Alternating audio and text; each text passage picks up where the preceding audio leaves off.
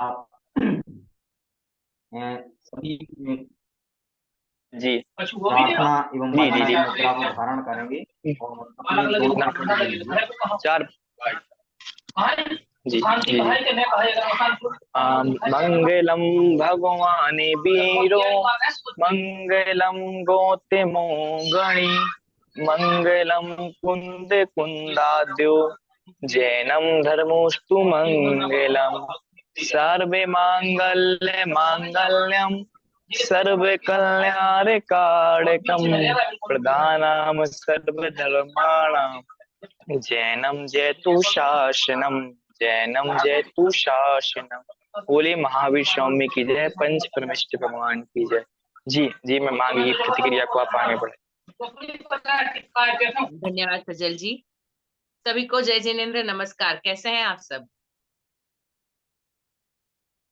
जी, सभी chat box में अपनी प्रतिक्रिया जरूर दें, क्योंकि आप सब हमारी एक फैमिली हैं और फैमिली में वन वे नहीं चलता है।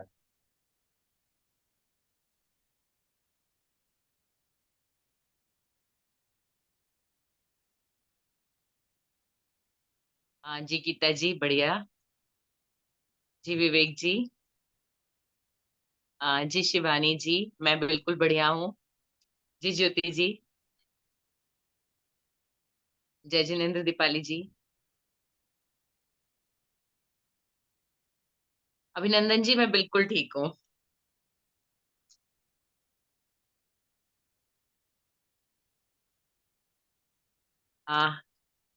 हम लोग काफी समय के बाद मिल रहे हैं, बहुत लंबा गैप आ गया। आप लोग रोज बहुत सारी चीजें कर रहे हैं, बहुत सारे काम डाल रहे हैं। मैं थोड़ी व्यस्तता की वजह से आप सबको जवाब नहीं दे पा रही हूँ, क्योंकि मेरे स्कूल में भी एग्जाम खत्म हुए और रिजल्ट प्रिपरेशन था। आज ही मैंने सारा काम खत्म किया है, तो मैं भी थोड़ा सा बिजी थी, इसलिए जवाब नहीं दे पाई। लेकिन नजर जरूर है आप सबके काम पे, आप किस तरह से कर रहे हैं। मैं आप लोगों से पहले 2 मिनट सुनना चाहूंगी। हमने पिछले 2 वेबिनार में जो सीखा था, लिखने पढ़ने याद रखने की समस्या उपाय, और मैंने देखा आप लोगों ने क्लास में बहुत सारी चीजें की है।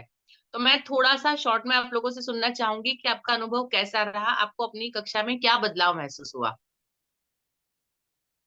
प्रगति जी, आपसे शुरू करें। जी नमस्ते मैम। नमस्ते। मैम मैंने ये तो आपने बताया था ना जो लिखवाने की प्रैक्टिस, तो ये मैंने कंटिन्यू मतलब जब से आपने बताया कंटिन्यू करवा रही हूँ। जी ये जरूर है कि मैं ग्रुप में नहीं मतलब नहीं डालती हूँ, पेश नहीं करती हूँ, लेकिन मेरी ये एक्टिविटी डेली चल रही है बच्चों का। राइटिंग जी प्रैक्टिस में डेली करवा रही हूँ, तो हैंड राइटिंग इम्प्रूवमेंट भी हुई है मतलब बच्चों की काफी। और जो मैंने आपको 8 क्लास की वो पूछी थी आपसे लाइन में लिखने की, तो वो भी काफी अच्छे से बच्चे अब वर्क करने लगे हैं। बढ़िया। अभी यही मैं, हाँ मैम, ये करवा रही हूँ मैं मैम डेली। मतलब क्लास से अलग से टाइम निकाल के उनको राइटिंग के लिए देना ही है मुझे। चैप्टर जी का भी पढ़ा दूंगी, उसके बाद में अलग से उनको देती हूँ कि आपको ये वर्क करना है। जी तो मैम ये जब से मेरा यही चल रहा है, तो अभी काफी मतलब काफी हद तक राइटिंग भी सुधरी है, स्पेलिंग करेक्शन भी कम है, मतलब काफी इम्प्रूवमेंट हुआ है। चलो यस बढ़िया। मैम। इसी लाइन थैंक यू पर मैम। रहिएगा। जब इम्प्रूवमेंट बच्चों में आता है, बच्चे भी खुश होते हैं जब उनकी गलतियां सुधरने यस लगती है, मैम। उनका अप्रोच यस भी मैम। बदल जाता है। जी मैम, जी जैसे कि बी और डी में काफी कंफ्यूजन दूर हो गए अब, काफी बढ़िया। टाइम। हाँ मैम, प्रोनाउंसिएशन में भी होते थे, तो अब ये भी आने लगा है बच्चों को। अच्छी बात है। Yes ma'am. बढ़िया बढ़िया प्रगति जी, धन्यवाद। जी मैम। रक्षा जी। जय जिनेन्द्र मैम। जय जिनेन्द्र। बच्चों की राइटिंग में काफी सुधार है। उन्होंने मतलब जैसे आपने बताया था उसी तरीके से हम लोग ने करवाया, तो बच्चे बहुत अच्छे से लिखने लगे। मतलब जिनका नहीं आया वो कोशिश कर रहे हैं, पर बहुत सारे बच्चों की राइटिंग में सुधार है।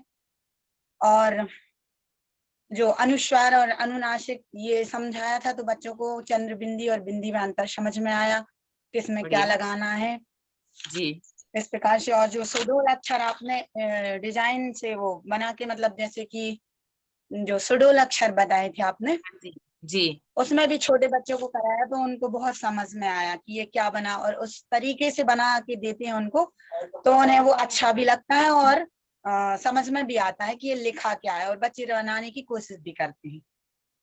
जी जी, बढ़िया जी मैम। रक्षा जी, बहुत बढ़िया। शिवानी शुक्ला जी।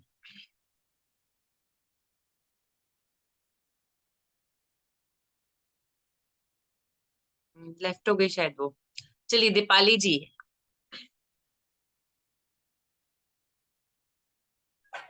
जय जिनेन्द्र मैम। जय जिनेन्द्र। मैम जैसे आपने बताया था कि लिखवाने के वो तरीके, राइटिंग अच्छी नहीं आती थी बच्चों की, जिन भी बच्चों की, तो वो तरीके अपनाए क्लास में तो राइटिंग भी अच्छी आने लगी, बच्चे बहुत अच्छे से लिखने भी लगे। और मैम वो शब्द बताए थे आपने कुछ, जैसे डीबी वाले और भी बताए थे, वो भी जी बताए हम वैसे ही, तो वो भी बच्चों को समझ में आने लगे। जी, बच्चों में फर्क लगता है? बच्चों की अप्रोच में जो आपकी तरफ पहले थी और अब है, उसमें फर्क आता है कुछ? यस मैम, बच्चे जी बहुत अच्छे से पढ़ने लगे और उन्हें अच्छा भी लगता है, जैसे समझाते हैं ना जो आपने बताया उन तरीकों से, तो उन्हें मजा भी आता है और बहुत अच्छे से वो सीख भी रहे हैं उनको। जी, बढ़िया दीपाली जी, बहुत बढ़िया, धन्यवाद। गीता जी।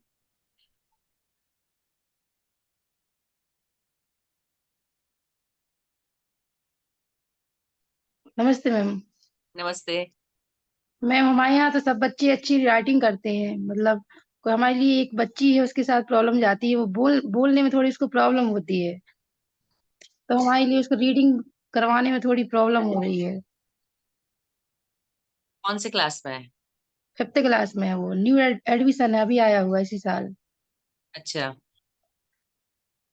रीडिंग उसका कमजोर है। यस मैम, राइटिंग तो करती है, रीडिंग करने में प्रॉब्लम है। उसको रीडिंग कराते हैं लेकिन वो बढ़े ना, मतलब कुछ रुक रुक के बोल पाती है, 5 मिनट उसकी। में। हम्म, यस, जी 5 मिनट बोलिए। में एक लाइन भी नहीं पढ़ पाती है। अपन पढ़वा रीडिंग करवाते हैं ना, तो जी, मतलब हकलाती है थोड़ी, तो बोल नहीं पाती वो। नॉर्मल बोलने में भी हकलाती है? Yes ma'am. नॉर्मल बोलने में भी, बात करने में भी हकलाती है वो? Yes ma'am. तो उसको थेरेपी की जरूरत है। Yes ma'am. अब तो उसको पेरेंट्स ने उसके कोई उसके पेरेंट्स हमसे बार बार बोलते हैं कि रीडिंग करना सिखाइए, हम उसको बहुत ज्यादा थेरेपी? प्रैक्टिस कर चुके हैं, लेकिन उसको प्रॉब्लम है, तो हमारे लिए उसको प्रॉब्लम रीडिंग उसका कराने में रीडिंग का प्रॉब्लम नहीं हो है, रही है। तो प्रॉब्लम बोलने का है, तो प्रॉब्लम रीडिंग का नहीं है। आप समझिए, पेरेंट्स को समझाइए कि उनसे प्रॉब्लम बोल दिया बोलने है। का है। Yes ma'am. उन्होंने कोई थेरेपी दी उसको? कहीं ले गए डॉक्टर के पास, कुछ बताया? वो बोल रहे थे ट्रीटमेंट करवा देंगे, लेकिन वो बोल अभी तो उनको रीडिंग चाहिए है, 5वीं क्लास बोर्ड है, तो पास कैसे होगी। तो हम तो पूरा सब कुछ करा रहे हैं, लेकिन प्रॉब्लम तो उसमें है, हम तो अपनी तरफ से पूरा सब कुछ कर रहे हैं। जी, आप एक काम करिएगा, उनको अच्छे तरीके से समझाइए।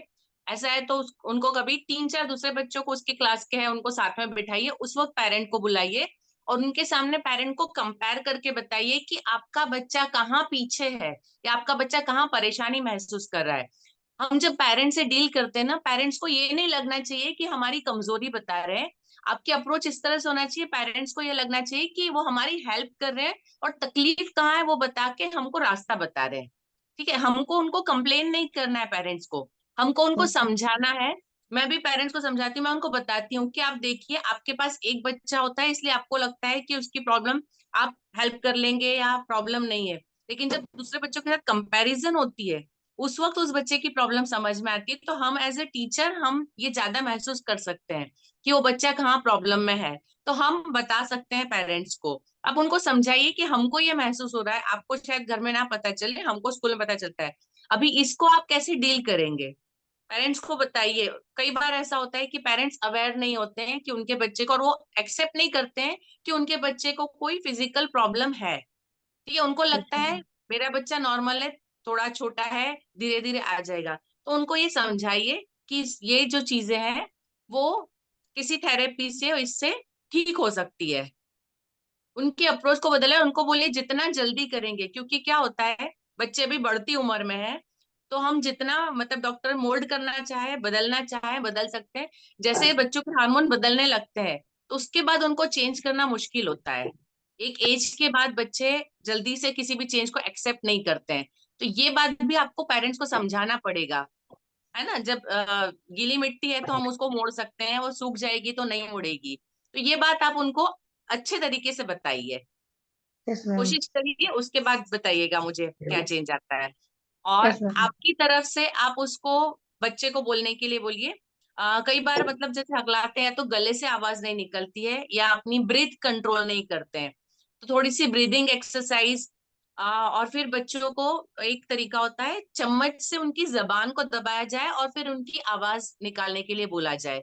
ठीक है। तो यस वो जो मैम। गला में जहां भी रुकता है उसका मैकेनिज्म वो थोड़ा खुल जाता है। तो ये 2-3 चीजें थेरेपी काम करती है। अभी स्पेसिफिकली तो डॉक्टर बता सकता है कि किसको कहाँ क्या प्रॉब्लम है, तो क्या ट्रीट होगा। ठीक है। Okay ma'am. Okay ma'am. जी गीता जी। आ, शिवानी जी। जय जिनेंद्र। जय जिनेन्द्र।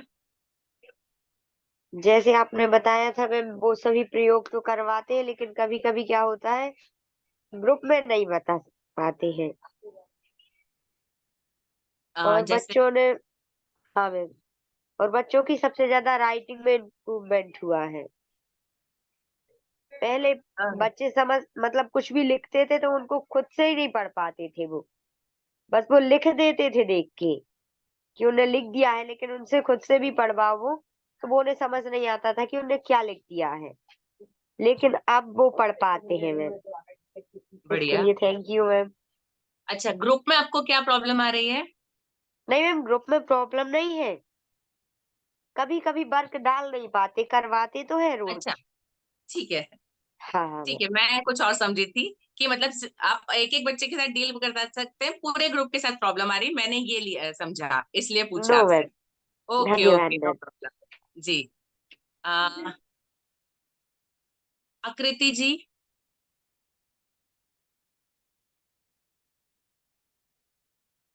Yes ma'am.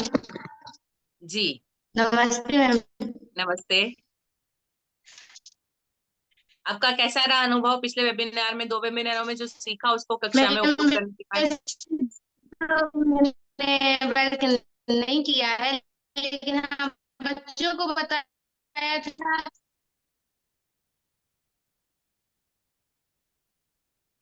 हाँ तो मैम मैंने वर्क तो नहीं किया है, लेकिन हाँ मैंने बच्चों को बताया था। मेरी आवाज आ रही है?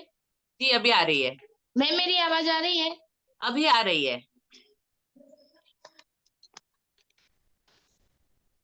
जी मैम आकृति मेरी जी, आप आवाज सुन आ पा रही रहे है हैं? आपको? नहीं किया है, लेकिन हाँ मैंने जी, बच्चों को बताया था आकृति कि मैम किस आपकी प्रकार। आवाज क्लियर आ रही है। हाँ तो मैंने बच्चों को बताया था कि किस प्रकार से पेन पकड़ना है, किस प्रकार से स्किल रख के लिखना है, तो जी बच्चों ने किया था वो। ठीक है। आकृति जी आप करते हैं तो ग्रुप में भी डाल दीजिए, ठीक है। हाँ तो मैंने वैसे बच्चों को बताया था, लेकिन हाँ वैसे वर्क नहीं डाला मैंने। ठीक है, कोई बात नहीं। तो आपको फर्क लगता है बच्चों में? हाँ बच्चों ने किया था, फर्क था उनमें। जी जी धन्यवाद। अनुराधा जी।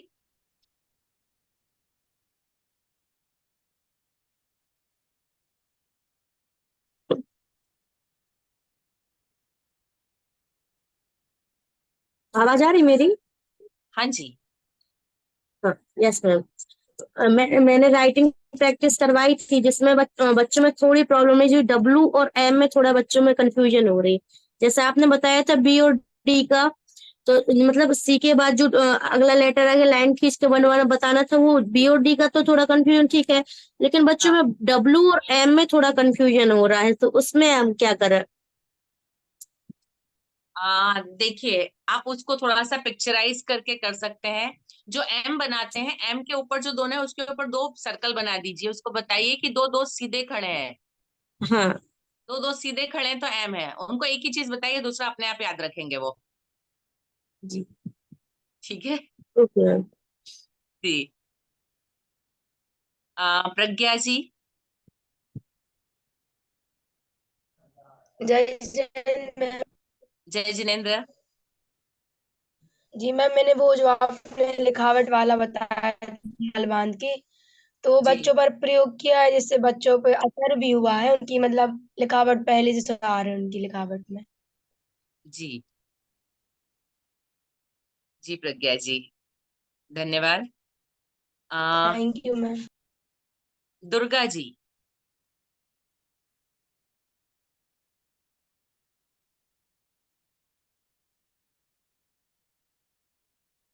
दुर्गा जी, शायद उन तक हमारी आवाज नहीं पहुंच रही है।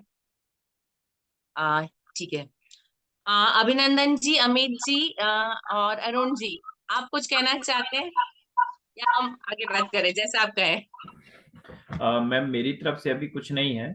मैं कुछ अपना गवर्नमेंट की डाक तैयार कर तो सुन भी रहा हूँ और थोड़ा सा काम भी कर, प्लीज डोंट माइंड, कुछ लोड है इसलिए अर्जेंट कोई बेसिस। बात नहीं। मैं दोनों काम कर रहा हूँ, रिकॉर्डिंग भी मेरी चल रही है तो वो देख भी लेता हूँ बाद में। जी जी जी बिल्कुल।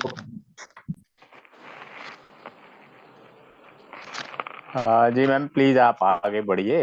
या जी आपका जो लेक्चर है निश्चित रूप से बहुत लाभदायक होता है और हो ही रहा है, तो जी हम आगे सुनना चाहेंगे और आगे। जी जी जी अभिनंदन जी। जी जी अमित जी। मैम अभी आगे बढ़ते हैं, कुछ रहेगा तो हम ठीक है। बाद में। जी जी बिल्कुल। ठीक है, आज का हमारा टॉपिक है कक्षा की चुनौतियां। ठीक है। आ, आप लोगों को कक्षा में कौन कौन सी चुनौतियां आती है, ऐसी कोई चुनौती जिसको आप डिस्कस करना चाहते हैं? मैंने अपनी लिस्ट तैयार रखी है, चुनौतियां और उसके उपाय। और उसके पहले मैं आपकी यदि कोई ऐसी कोई विशेष चुनौती हो जिसको मैं आपको मतलब सुनना चाहती हूँ, फिर आगे हमारे उसमें यदि आ जाती है तो मैं उस पर डिस्कस। जी अरुण जी। मैं कॉमन वे में एक बात कहना चाहूंगा, यहाँ पे चुनौती है मेरे लिए तो है। बच्चों का शोर बहुत होता है क्लास में और नियर अबाउट 85% टीचर्स इसको मैनेज नहीं कर पाते और उस कारण से आजू बाजू की क्लासें भी डिस्टर्ब होती हैं। क्योंकि इतना बड़ा स्कूल नहीं है, आवाज गूंजती है, एक दूसरे कमरे में जाती है, साउंड प्रूफ वाला सिस्टम नहीं है। जी तो एक एक सबसे बड़ा मैटर ये है। और दूसरा, मुझे ऐसा लगता है कि टीचर कोऑर्डिनेट नहीं कर पाता है बच्चों के साथ ठीक तरीके से। क्योंकि कई टीचरों के में पता भी नहीं चलता कि क्लास चल रही है और कई टीचर के में मुझे जाना पड़ता है हैंडल। एक पीरियड में डेली लेता हूँ, साइंस लेता हूँ 8th क्लास का, कि मैं पढ़ाना ना भूलूं। तो मुझे कई जी बार अपनी क्लास छोड़ के जाना पड़ता है बच्चों के पास तक या टीचर के पास तक कि भाई शोर बहुत हो रहा है, थोड़ा कंट्रोल कर रहे हैं, मुझे डिस्टर्ब हो रहा है। तो जी ये बहुत बड़ा मैटर है मेरी नज़र में। एक एक चुनौती है कॉमन पे, बाकी फिर आपकी जो हो वो टीचर्स बताएंगे। Thank you. जी जी अरुण जी बिल्कुल सही है। और इसके लिए बच्चे शोर कब करते हैं?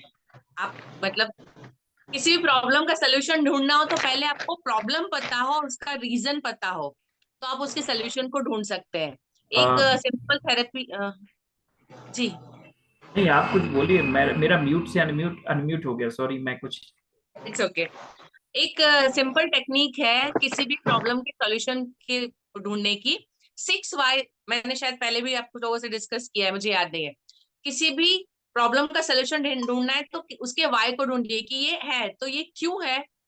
उसका जो आंसर मिलता है वो क्यों है। यदि आप 6 वाई तक जाएंगे, हर 6 बार क्यों तक जाएंगे, तो आपको उस प्रॉब्लम का सोल्यूशन मिल जाता है, जो उसका रीजन होता है वो मिल जाता है। तो हमारी ये प्रॉब्लम की बच्चे क्लास में शोर करते हैं, तो क्यों करते हैं? 2-3 चीजें होती है। या तो जो भी क्लास में चल रहा है, या तो क्लास में कुछ भी नहीं चल रहा है, उनके पास करने के लिए कुछ भी नहीं है इसलिए शोर कर रहे हैं। दूसरा, क्लास में जो चल रहा है या तो वो इतना लो लेवल है कि बच्चे उसकी तरफ ध्यान ही नहीं दे रहे, या वो इतना हाई लेवल है कि बच्चों के ऊपर से जा रहा है, इसलिए वो अपने आप को दूसरी जगह बिजी रख रहे हैं। ठीक है। तो हमको रीजन पता चले कि बच्चे शोर क्यों करते हैं, तो या तो हम उनको वहीं पे एंगेज करें, उनको कहीं पे बिजी करें, या हम पढ़ा रहे हैं और उसके बाद भी शोर हो रहा है तो हमारा या तो उनके लेवल से अप है या उनके लेवल से डाउन है। उनके लेवल में कैसे लाना, हम लोगों ने पहले भी वेबिनार किए कि कक्षा को रुचिकर कैसे बनाना। तो आपका जो टॉपिक है, उस टॉपिक में बच्चों को किस चीज में इंटरेस्ट आएगा, आप उस वक्त 2 मिनट के लिए जब बच्चे बहुत शोर करते हैं, या तो आप एकदम चुप हो जाइए and have eye contact with each and every child. मैं ये करती हूँ, जब कई बार ऐसा होता है बहुत ज्यादा शोर हो रहा है, क्लास में जाओ, बोर्ड के आगे खड़े हो जाओ, फॉर्मली आपका जो बॉडी लैंग्वेज है ना वो बच्चों को समझ में आना चाहिए। फॉर्मली खड़े हो जाइए और हर एक बच्चे से नजर मिलाइए। जब नजर से नजर मिलती है ना, इमीडिएटली बच्चे समझ जाते हैं कि हम क्या कहना चाह रहे हैं, वो गलत कर रहे हैं, उनको इस चीज का एहसास हो जाता है। ये मैं करती हूँ, इसलिए मैं आपको बता रही हूँ कि ये बहुत इफेक्टिव है। टीचर की बॉडी लैंग्वेज जो होती है वो भी क्लास में इक्वली इंपॉर्टेंट होती है। आप यदि मतलब कंफ्यूज हैं, घबराए हुए हैं, किसी टेंशन में है, आपको कहीं पे कोई डाउट है अपने आप के पढ़ाने के, आपके टॉपिक पे, या आप बाहर से कहीं से आए, कुछ हो गया, आपको किसी ने कुछ बोला या कोई प्रॉब्लम आपकी बाहर आ गई और उस प्रॉब्लम के साथ आप क्लास में एंटर हुए, तो आपकी जो मेंटल स्टेटस है उसका इम्पैक्ट बच्चों पे जरूर आएगा। तो आप पहले आए तो अपने आप को, अपने बॉडी लैंग्वेज को ठीक करिए, आई कांटेक्ट रखिए बच्चों के साथ। एक बहुत 2-3 सिंपल ट्रिक्स हैं वो करने के लिए। जैसे बच्चे बहुत शोर कर रहे, नहीं सुन रहे, जनरली टीचर क्या करते हैं, जैसे डस्टर बैंग करते हैं या स्केल को बैंग करते हैं। उसका मतलब क्या होता है, एक बड़ा आवाज, बड़ा शोर होगा तो बच्चे उसकी तरफ ध्यान देते हैं। ठीक है, सिंपल साइकोलॉजी है। उस वक्त इस तरह का डिस्ट्रक्टिव नॉइज ना करके आप कुछ क्रिएटिव नॉइज करिए। आप जोर से क्लैपिंग करिए, ठीक है, या आप 4-5 बच्चों के नाम जो आपको लगता है कि इसमें ज्यादा आवाज कर रहे हैं, जो ज्यादा लीडरशिप रखते हैं क्लास में, जिनका इम्पैक्ट है, उन 4-5 बच्चों के नाम 2 बार पुकार लीजिए सबके। तो जब अपना नाम पुकारा जाता है तो बच्चा उस तरफ ध्यान देता है, सारी चीज छोड़ के। आपको आपके नाम से कोई पुकारेगा तो आप जहां भी होंगे तुरंत नजर जाएगी। ठीक है, तो ये 2-3 टेक्निक होती है जो क्लास में आप करेंगे तो इमीडिएटली पिन ड्रॉप साइलेंस हो सकता है, इट इज पॉसिबल। ठीक है, अब ये टीचर को हैंडल करना है अपने तरीके से। और जब ये हो जाता है, जैसे साइलेंस हुआ, उस साइलेंस को कंटिन्यू रखने के लिए आपको उनको दूसरा कोई वर्क, दूसरी कोई बात या कोई ऐसे मेंटल एक्टिविटी देना है तुरंत कि बच्चे चुप हो जाए। चलिए टेबल बोलिए, मैं फर्स्ट सेकंड में जाती हूँ, यदि वो लोग आवाज कर रहे हैं तो मैं उनको बोलती हूँ चलो एक पोयम शुरू करो। किसी एक बच्चे को खड़ा करके आप पोयम करो, बोलो, आप बाकी सारे उसको रिपीट करेंगे। आप टेबल बोलो, बाकी सारे रिपीट करेंगे। रिवर्स नंबर बोलना शुरू करो, मीन्स उनको कोई एक एक्टिविटी दे दीजिए। वंस दे आर बिजी, उसके बाद उनका शोर बंद हो जाएगा, उनकी आवाज बंद हो जाएगी। ठीक है, तो ये कुछ तरीके होते हैं इमीडिएट क्लास को कंट्रोल करने के। और यदि आपने लेसन प्लानिंग प्रॉपर है, आपको पता है क्या पढ़ाना है, तो मेरे ख्याल से क्लास में किसी भी शोर के लिए टाइम बचता ही नहीं है। आप यदि अपनी प्रिपरेशन से गए हैं तो इतनी गुंजाइश ही नहीं रहती कि बच्चे शोर करें, क्योंकि हम यदि प्रिपेयर हैं तो हम उनको प्रॉपरली करवा सकते हैं। तो ये कुछ तरीके हैं, आप अपना के देखिएगा और फिर मुझे बताइएगा। ठीक है, अरुण जी, आई होप आपको आंसर मिला होगा, बाकी सारे टीचर को भी मिला होगा। ठीक है, चलिए। मैं कुछ बोलूं मैम? जी अभिनंदन जी। सबसे बड़ी बात यही है जो अभी आपने कही है इसमें, कि यदि टीचर के पास एक तो सफिशिएंट नॉलेज है और दूसरा ये कि वो कैसे उसको बच्चों को कंट्रोल कर सकता है, ये यदि जानता है या समझता है तो फिर कोई दिक्कत ही नहीं है। जैसे कि आपने बताया अभी कि हम प्रॉपर तरीके से जाएं और बच्चों को बिजी रखें। बच्चों को बिजी रखना जरूरी है, यदि बिजी रहेंगे तो फिर वो उनके पास टाइम ही रहेगा शोर शराबा करने का। और अक्सर क्या होता है, जो नए टीचर्स होते हैं या अनएक्सपीरियंस टीचर होते हैं, इनएक्सपीरियंस, उनको समस्या उनके साथ ही ज्यादा होती है, क्योंकि उन्हें ये पता नहीं होता है कि हाउ टू कंट्रोल देम। तो उनको यही बताना है। और जो टीचर ऐसा सीखना चाहते हैं या सीखते हैं कि हाँ मुझे सीख करना है, कंट्रोल करना है, तो वो उन चीजों पर ध्यान देते हैं। कई टीचर ऐसे होते हैं जिन्हें बताते रहो, ध्यान ही नहीं देते उस पर, तो फिर बच्चे कैसे कंट्रोल सर करें? मैं आपकी बात को एग्री करता हूँ, जो आपने बोला, मैम ने बोला, लेकिन जहाँ सीनियरिटी की बात करें या जूनियरिटी की, जी साउंड के कारण बाहर निकला, तो एक्चुअल कई बार टीचर सीनियर भी होते हैं, 4 साल 6 साल एक्सपीरियंस टीचर भी होता है। तो मैंने जो महसूस किया, जो मैं पर्सनल मानता हूँ कि कहीं ना कहीं से उनका एंगेज करने का पावर कम है, मतलब हर एक बच्चे को वो एंगेज कर सकें। या दूसरा ये भी है कि हम मानते हैं कि टीचर को बच्चे के बीच में भय नहीं बनाना है, लेकिन कुछ हद तक तो एक रिस्पेक्टात्मक जो भय होती है, रिस्पेक्टफुली भय होता है, वो एक होना चाहिए। तब बच्चा आपका केयर करेगा, तब आपसे डरेगा, क्योंकि डरना बहुत जरूरी है। नहीं तो फिर हम वो नहीं पढ़ा सकते जो हमें पढ़ाना है। मेरी पर्सनल ओपिनियन ये कहती है। लेकिन आज के समय जो अधिकांश टीचर्स होते हैं वो उस चीज को एक्सेप्टेंसी से बहुत परे हैं। उनके अंदर एक्सेप्टेंसी है ही नहीं, या जिनमें है तो आज लाएंगे और कल उसको फिर निकाल देंगे। कंटिन्यूटी नहीं है। उनका एक ही जवाब होता है कि मैं क्या करूं, मैं करती तो हूं लेकिन नहीं होता, मैं क्या करूं। अब इसके बाद तो हम और आपका कहने का उत्तर भी खत्म हो जाता है कि अब मैं क्या करूं भाई, इसके बाद ही तो बहुत बड़ा दिक्कत मैटर यही है सर, दिक्कत यही है एक्चुअली। टीचर ही जब जैसे नहीं उस चीज पे ध्यान देगा या करना चाहेगा तो फिर वो नहीं कर पाते ना, वो ही नहीं कर पाते, फिर वो बड़ा मुश्किल होता है उनको उस बात को समझाना या बताना, जब वो मानसिक रूप से तैयार नहीं है। यदि मानसिक रूप से तैयार वो खुद है तो फिर हर चीज पॉसिबल है। यदि तैयार ही नहीं है तो आप कितना ही कुछ बताते रहो, कहते सर रहो। जैसे एक एग्जाम्पल मैं यहाँ पे दे रहा हूँ, सॉरी थोड़ा सा डिस्कशन चल रहा है तो प्लीज सभी लोग माइंड ना बिल्कुल करें, लेकिन सबके काम की चीज है मेरे जो लगता है। आज के समय बच्चे रिस्पेक्ट करना भूल गए हैं कोरोना के बाद काफी हद तक। उसका सबसे बड़ा लॉजिकल रीजन है अधिकता मोबाइल का यूज, और उसमें पेरेंट्स भी रिस्पॉन्सिबल है। स्कूल के अंदर अगर बच्चे रिस्पेक्ट नहीं करते तो उसके लिए टीचर रिस्पॉन्सिबल है, क्योंकि टीचर टीचर की आपस में रिस्पेक्ट नहीं करता। टीचर को ये भी नहीं कि हम क्योंकि देखिए नियम से आप चलेंगे तो दूसरे को नियम, जैसे गांधी जी का कहना था कि मैं गुड़ नहीं, जब तक गुड़ नहीं छोड़ा था मैं छोड़ने का तरीका नहीं बता पाया। यही सेम थिंग है। अगर आप पंक्चुअल रहोगे तो आप बच्चे से कह पाओगे, आप अगर खुद प्रिपेयर होके जाओगे तो बच्चों से कह पाओगे। आपने किताब उठाई और आप घर चले गए, क्लास में चले गए, लौट के आए वहीं पे आप फिर कर रहे हैं, घर से कोई प्लानिंग नहीं की, आपने कोई टाइम टेबल के अकॉर्डिंग अपने आप को प्रिपेयर नहीं किया, तो कहीं ना कहीं बच्चे भी उस चीज को समझते हैं। बहुत फास्ट हैं आज के समय बच्चे। तो ये टीचर को जब तक रिस्पेक्ट तब मिलेगा मेरे हिसाब से जब वो खुद अपने आप को प्रिपेयर उस लेवल पे लेके जाएगा। तो जी अरुण जी, मैं इसमें ऐड करना चाहूंगी कुछ। जी हमको इन्फॉर्मेशन नहीं देना है, नॉलेज देना है। इन्फॉर्मेशन तो गूगल भी दे देता है। हम जो पढ़ा रहे हैं, बच्चे ऑलरेडी घर से पढ़ के आते हैं, उनको जानकारी सब होती है। लेकिन किस जानकारी को कैसे उपयोग में लाना, ये टीचर सिखा सकते हैं। तो मैम टीचर को क्लास के अंदर बच्चों के लिए रिसोर्स बनना पड़ेगा। अगर हम इसको थोड़ा सा उल्टा कह दें हमारे जो बेल्ट में कि आपने कहा पढ़ के आते हैं, अगर हम कहें तो लगभग 95 बच्चे 90 to 95 बच्चे घर से पढ़ के नहीं आते हैं। ये मेरा पर्सनल एक्सपीरियंस है, मैं भी पढ़ा रहा हूँ। अगर आप वर्क दोगे, आप हार्डली वर्क दोगे, कोई भी वर्क दोगे, प्रेशर देके भी वर्क दोगे तो 25% से ज्यादा बच्चे करके नहीं आते हैं। ये वर्तमान सिनेरियो है, और उसका कहीं ना कहीं लॉजिकल रीजन है घर का बैकग्राउंड। मम्मी पापा को ये पता ही नहीं है कि हमारा बच्चा कर क्या रहा है। बस ये है कि स्कूल जाता है, अच्छे स्कूल में एडमिशन करा दिया, अच्छी फीस प्रोवाइड कर दी, और अच्छा हमने ट्यूशन एक और लगा दिया, दैट्स ऑल, मेरी रिस्पॉन्सिबिलिटी कर दी। तो हमारे लिए इस जगह पे as a teacher responsibility double बन जाती है, क्योंकि घर से भी नहीं करके आ रहा है तो हमें इंफॉर्मेशन के साथ साथ टीच क्लास को ही ओरिएंटेड बनाना पड़ेगा, जिससे कि बच्चे को ये लगे कि मैं यहाँ से कंप्लीट होके जा रहा हूँ। जी तो वो बहुत बड़ा मैटर करता है। काफी हद तक डिस्कस हो गया, बाकी आप बताइए प्लीज। Thank you. जी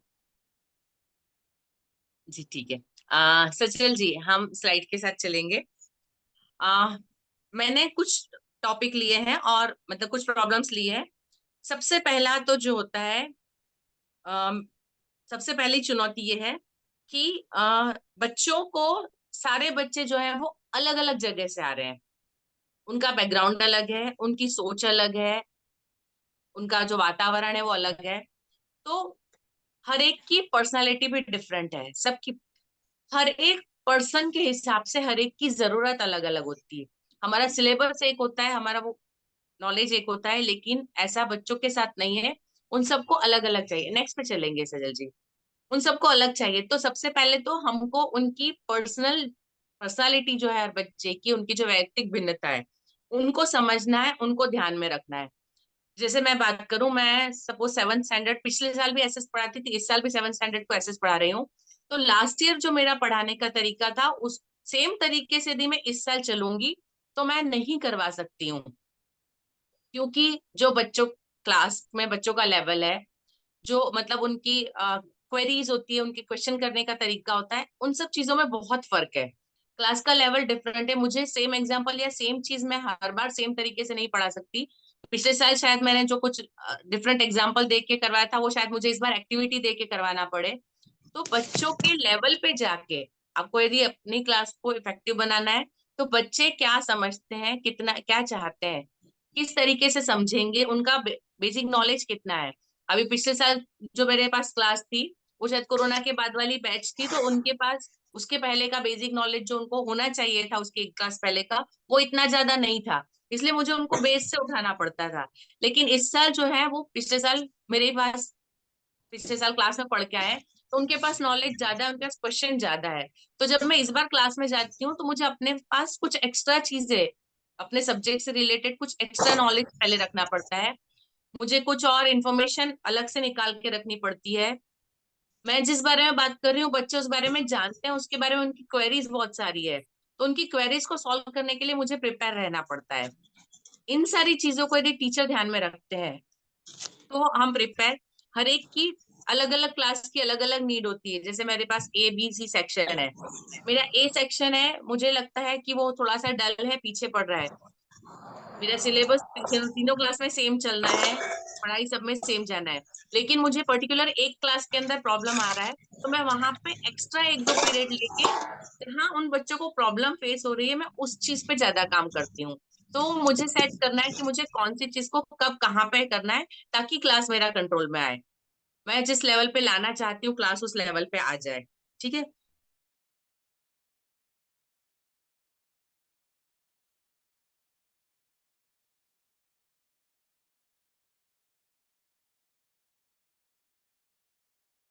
होंगी उसके हिसाब से अपनी तैयारी करूंगी। सुन पा रहे हैं आप लोग मुझे? अभी आवाज कट गई थी, आ नहीं रही थी आवाज। हाँ, शायद मेरा नेट इश्यू था, मुझे लगा। ठीक है, मैं फिर से रिपीट करती हूँ। मैं इस क्लास में पढ़ा रही हूँ, मैम उस आपकी क्लास में बच्चों की आवाज अपनी टीचिंग क्लास में रिजल्ट कम मिल रहा है या रिजल्ट कम आ रहा है, किन बच्चों का कम आ रहा है, कैसे कम आ रहा है, मुझे उसके प्रॉब्लम पे ध्यान देना है पर्सनली। या क्लास में कई बार ऐसा होता है, जैसे एक क्लास है उसमें स्पेसिफिकली 2 या 3 बच्चे ऐसे हैं कि जो पूरे क्लास को डिस्टर्ब करके रखते हैं। जब भी कोई भी टीचर पढ़ाने जाते हैं, सिर्फ मेरा अकेले नहीं, किसी का भी हो, हर बार उनके इतने सारे क्वेश्चन होते हैं, इतनी सारी बातें होती है कि वो पूरे क्लास को, मतलब टीचर को ट्रैक से अलग कर देते हैं, अपनी बातों में उलझा देते हैं, उनका कंटिन्यूअस बोलना चालू रहता है। जब मैं क्लास में जाती हूँ, मैंने क्लियर इंस्ट्रक्शन दिया है कि आपको पूछना है तो हाथ ऊपर करिए। जब मुझे लगता है कि मैंने उसके 1-2 क्वेश्चन का आंसर दे दिया और अब वो मुझसे यूजलेस क्वेश्चन कर रहा है, मैं उसको हैंड नीचे करने के लिए बोल देती हूँ। मैं उसको बोलती हूँ, अब आप नहीं बोलेंगे, अब आप तभी बोलेंगे जब मैं आपसे पूछूंगी, तब तक आप वेट करें, मुझे बाकी बच्चों से पूछना है।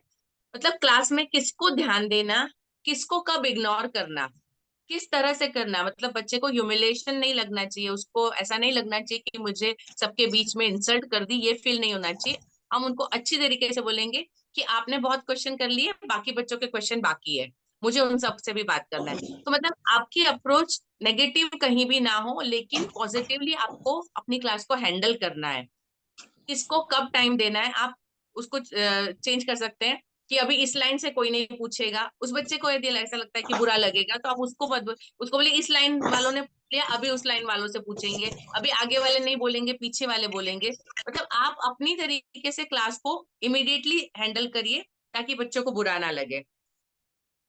जैसी जरूरत आती है वैसे बदलाव। यदि आपका लेक्चर काम नहीं कर रहा है, तो आप 2 मिनट के लिए कोई स्टोरी सुना दीजिए, कोई जोक बोल दीजिए, कोई पोयम सुना दीजिए, या कोई किस्सा उस रिलेटेड, या कोई ऐसी बात, या किसी बच्चे से पूछ लीजिए, आपको पता है कुछ एक स्टोरी ऐसी होती है सब बच्चों को पता है, तो किसी एक बच्चे से बोलिए आपको ये स्टोरी पता है, चलो 2 मिनट आप सुना दो, फिर आगे। तो क्या होगा, माहौल थोड़ा ज्यादा नहीं लगता है, आधी 1 मिनट लगती है, पर माहौल बदल जाता है, तो सारा आपके कंट्रोल में आ जाता है।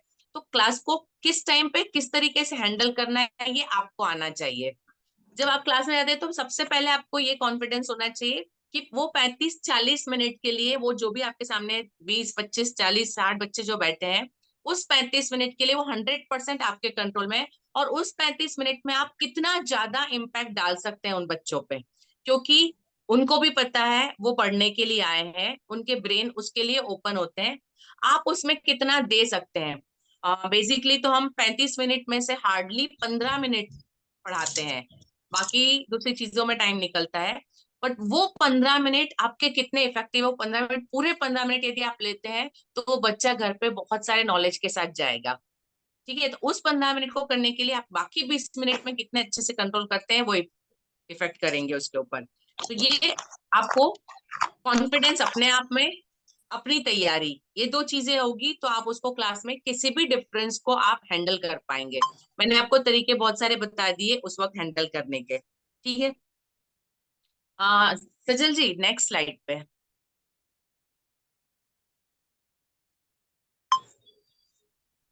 जी, तो विविध शिक्षण आवश्यकता है, समझ गए हम कि सबकी अलग अलग जरूरतें होती है, उसके हिसाब से। नेक्स्ट है शिक्षा की गुणवत्ता। आप जो भी नॉलेज दे रहे हैं वो किस क्वालिटी का है।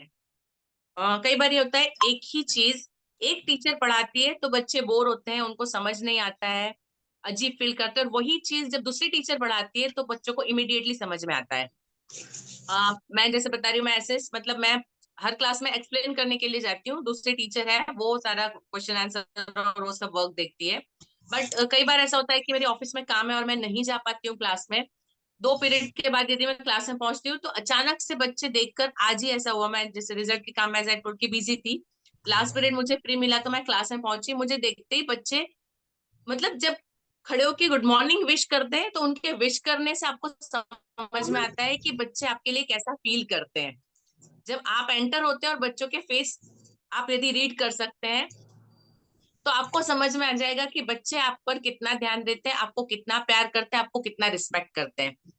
वो चीज जब आपको दिखती है, मतलब वहां से आप उसको मेजर कर सकते हैं।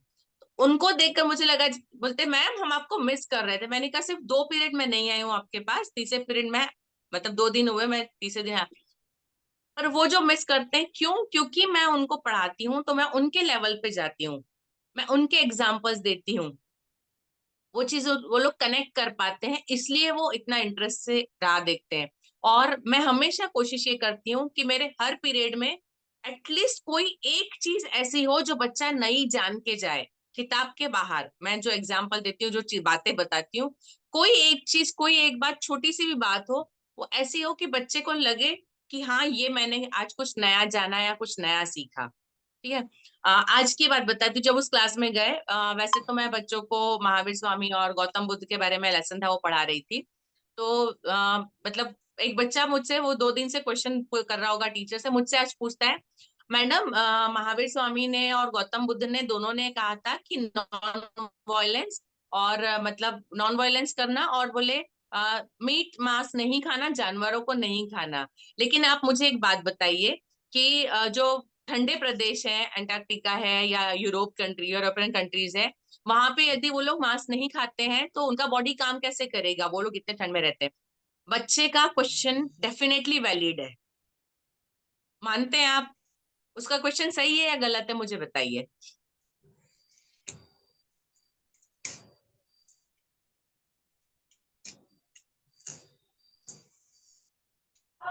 मानते हैं आप? जी विवेक जी। बच्चे का क्वेश्चन शायद उसको ये नहीं मालूम है बच्चे के लिए कि मांस खाने से हमारे शरीर में गर्मी आती है, ऐसा सही नहीं है। मैं यही कहना चाहूंगा। उसकी उसकी उत्सुकता बिल्कुल सही है, उत्सुकता तो सही है। जी हाँ, कि वो जानना चाह जी रहा है कि जी विवेक जी, एक्चुअली मांस खाने से क्या होता है, हम जो खाना खाते हैं और उस खाने को पचाकर हमारा बॉडी, जो बॉडी के लिए मतलब एनर्जी और बनाता है, मांस खाने से वो एनर्जी रेडीमेड मिलती है तो बॉडी को काम काम कम करना पड़ता है। और ठंडे प्रदेशों में वो लोग इसीलिए मांस वगैरह खाते हैं क्योंकि वो ठंडे प्रदेशों में रहते हैं, तो अपने बॉडी के टेम्परेचर को मेंटेन करने के लिए उनके बॉडी को बहुत सारी मेहनत करनी पड़ती है, क्योंकि वहां का टेम्परेचर 0 डिग्री या माइनस में चलता है, और हमारा बॉडी टेम्परेचर उनको मेंटेन करना है बॉडी को, तो उसके लिए बॉडी बहुत सारा मतलब एनर्जी चाहिए, तो वो एनर्जी उसमें वेस्ट कर देता है, तो बाकी चीजों के लिए नहीं रहती, इसलिए वो लोग मांस खाते हैं, उनके लिए जरूरी है। ठीक है, मैंने बच्चे को बताया, मैंने कहा एक बात बताइए, आपने ये पढ़ा, इसमें पढ़ा था कि महावीर स्वामी का जन्म कहाँ हुआ, बुद्ध का जन्म कहाँ हुआ, किस प्रदेश में रहने वाले, कहाँ के। मैंने कहा क्या वो अमेरिका गए, क्या वो अंटार्कटिका पे गए, क्या उन्होंने वहां के लोगों को जाकर प्रवचन दिया। और मैंने कहा आप बताइए कि हमारे हिंदुस्तान में क्या हमको मांस खाने की जरूरत है, क्या हमारा टेम्परेचर इतना लो जाता है कि हमको इतनी एक्स्ट्रा एनर्जी की जरूरत पड़ेगी। मैंने कहा यस, आप ठंड आई है, मैंने कहा आपके घर में मम्मी गोंद के लड्डू बनाएगी, मेथी के लड्डू बनाएगी, उड़द के लड्डू बनाएगी, बनते हैं सबके घर में काजू बादाम मेवा डाल के। तो बच्चे बोलते हैं हाँ बनते हैं, कड़वा लगता है, मम्मी जबरदस्ती खिलाती है। मैंने कहा मम्मी जबरदस्ती खिलाती है तो अब आपकी अप्रोच ये होना चाहिए कि आपको खाना है। मैं आपको साइंटिफिक रीजन समझा रही हूँ। मैंने उनको बताया कि आपकी बॉडी को ठंड के टाइम पे बाहर के मौसम के हिसाब से टेम्परेचर बदलने के लिए जरूरत है, तो वो आपकी जरूरत है और हमको इस चीज से हमारी जरूरत, क्योंकि हमारा शरीर इस माहौल में इस जमीन पे हमारे लिए ठीक है, ये तो हमको ये करना है। वो लोग जो करते हैं उससे हमको लेना देना नहीं है। मैंने कहा आप उनके जो नियम है, अंग्रेज हमारे यहाँ पे आए इसलिए वो अंग्रेजी चीजें हमारे यहाँ पे आई है, बाकी हमारे हिंदुस्तानी धर्म में ये सारी चीजें नहीं होनी चाहिए हमारे यहाँ के वातावरण के हिसाब से। तो आपको उनका नहीं देखना, आप जहाँ है वहां का देखिए। बच्चा एक्सेप्ट करता है हाँ। तो जब आप क्लास में जाते हैं तो बच्चों के पास ऐसे बहुत सारे क्वेश्चन, बहुत सारी क्वेरीज, बहुत सारी चीजें होती है। आप किस लेवल तक उनके सेटिस्फैक्टरी आंसर आप उनको दे पाते हैं या नहीं, उसकी तैयारी आपकी अपनी होनी चाहिए।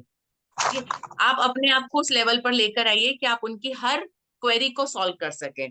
तो that will ensure your education quality. आप अपना लेवल जितना ऊंचा ले जाएंगे, बच्चे आपका उतना रिस्पेक्ट ज्यादा करेंगे। मैं कई बार ये भी देखता हूँ कि बच्चे क्वेश्चन ही नहीं पूछते हैं।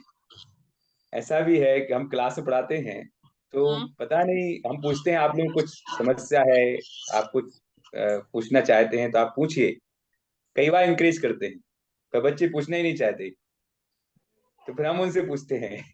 पर हम चाहते हैं कि बच्चे पूछें। जी विवेक जी, इसमें मैं क्या करती हूँ, शुरुआत में जब साल शुरू होता है तो मेरे यहाँ कंडीशन यही होती है, और इवन साल के आखिर तक भी आधी क्लास में प्रॉब्लम ये होता है कि बच्चे बोलने से कतराते हैं। क्यों? क्योंकि उनको ये लगता है कि हम पूछेंगे तो बाकी सब सोचेंगे कि इतना सिली क्वेश्चन, इतनी बात इसको समझ में नहीं आती।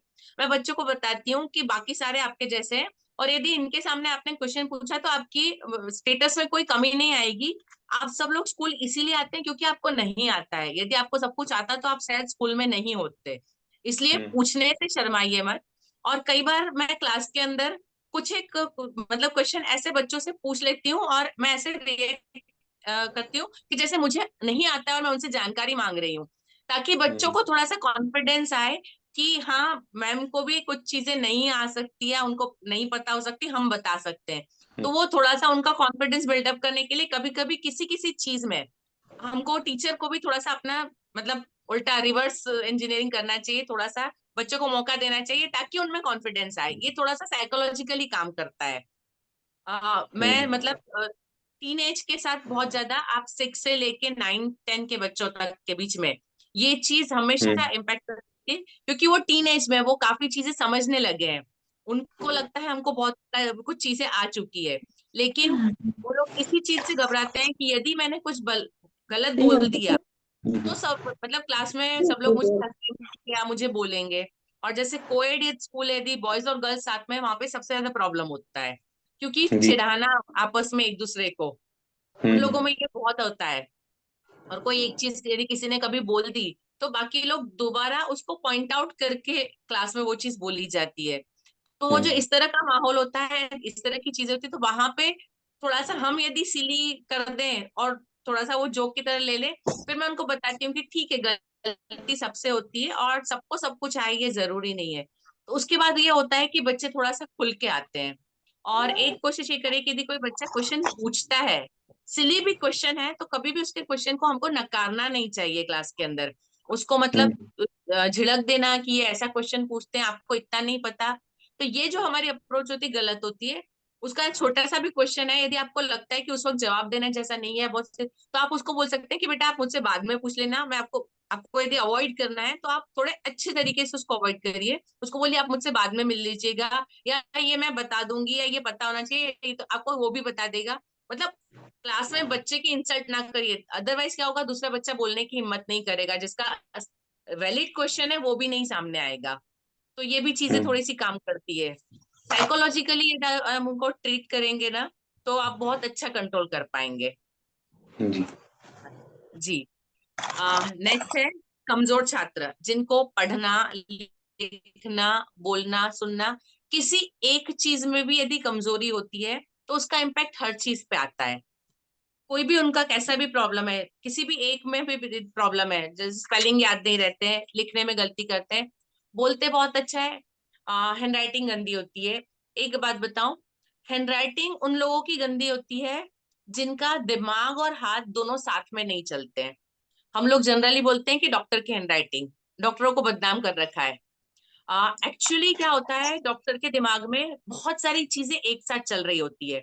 आ, वो मेरी मतलब सुन रहे हैं पेशेंट को, उसकी प्रॉब्लम को डायग्नोस कर रहे हैं, उस डायग्नोस के बाद कौन कौन सी दवाइयां काम करेगी, उनके दिमाग में पिछला उनका एक्सपीरियंस कि उसको ये दवा दी थी, इसमें प्रॉब्लम में तो ये हुआ था, इस प्रॉब्लम में, तो बहुत सारी चीजें अपने दिमाग में चलाने के बाद वो एक डिसीजन पे पहुंचते हैं कि मुझे इसको ये दवाई देनी है। क्योंकि हर एक को हर एक सेम दवा नहीं दी जाती या सेम ट्रीटमेंट नहीं होती है।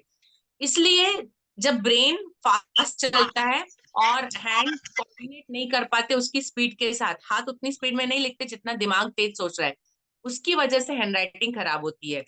तो या तो आप देखना, जो आपका बच्चा क्लास के अंदर जिसकी हैंडराइटिंग बहुत ज्यादा खराब होगी, उसकी सोचने की क्षमता बहुत ज्यादा होगी, वो थिंकिंग पावर बहुत ज्यादा होगा, स्पीड में सोचता होगा, या मतलब उसका एक जगह पे कंसंट्रेट करना उसके लिए मुश्किल होगा। ठीक है, तो वहां पे प्रॉब्लम होती है। तो आपको यदि बच्चे की प्रॉब्लम है तो आपको समझ में आना चाहिए कि बच्चे की प्रॉब्लम क्यों है। तो ऐसे बच्चों के लिए हम या तो उनको एक्स्ट्रा क्लास दें, अलग से टाइम दें, या कुछ एक्स्ट्रा वर्क उनके लिए कि भाई आप सबको ये काम करना है लेकिन ये इतने लोगों को ये काम एक्स्ट्रा करना है, ये चीज पढ़ना है, ये चीज लिख के लाना है, या ये चीज देख के आना है। आप अपने टॉपिक के हिसाब से उनको जो भी एक्स्ट्रा दे सकते हैं।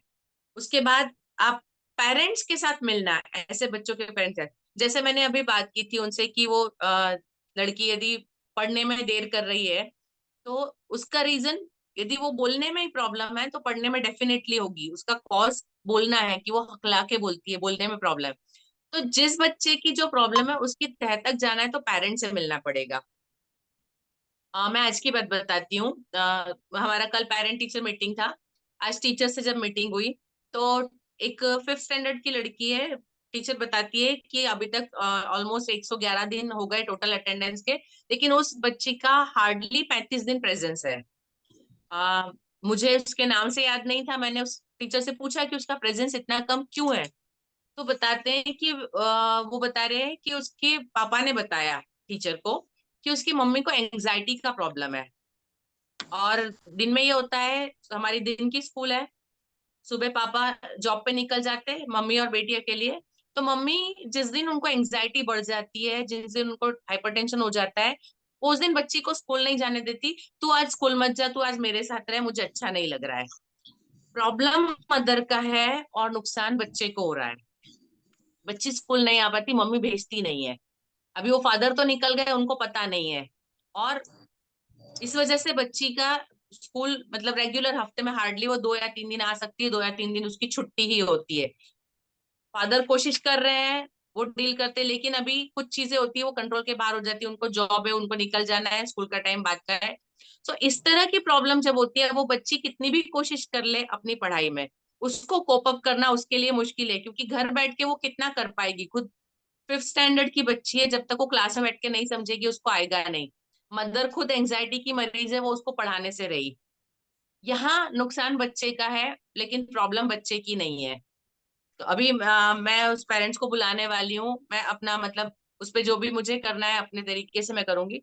तो हमको ये प्रॉब्लम एक बार समझ में आनी चाहिए कि वो बच्ची वो सब में फेल हो रही है और रीजन फैमिली है, बच्ची नहीं है। बच्ची कोशिश करे तो कर सकती है। इस तरह के प्रॉब्लम हमारे पास आ सकते हैं पर्सनल किसी के, तो पर्सनल डिटेल में जाना है कि जो बच्चा कमजोर है वो क्यों कमजोर है, उसके कारण को ढूंढिए और फिर उस पर काम करिए। उसके बाद है अनुशासन का अभाव। ये भी शायद आप सबकी क्लास में होता होगा, बच्चों में अनुशासन नहीं होता है। अभी यहाँ पे या तो एक चीज हम करते हैं, जो बच्चे अनुशासन में नहीं है जाके उनको डांट देते हैं, करते हैं, लेकिन हमको थोड़ी सी अप्रोच बदलनी पड़ेगी। जो बच्चा ज्यादा मस्ती करता है, मैंने इस बार ये किया है क्लास के अंदर, क्लास टीचर को बोला है कि मॉनिटर्स हर हफ्ते चेंज होने चाहिए। मॉनिटर के बैच बनवाए मैंने, पैसा स्कूल से खर्च किया, मॉनिटर के बैच बनवाए, क्लास टीचर को दे के रखे। हर मंडे को क्लास टीचर एक बच्चे को मॉनिटर बनाती है, सुबह आना है क्लास में, बच्चे ने उसको वो लेना है मॉनिटर का बैच और उसको पहनना है, और उस पूरे हफ्ते उस बच्चे को क्लास मेंटेन करना है।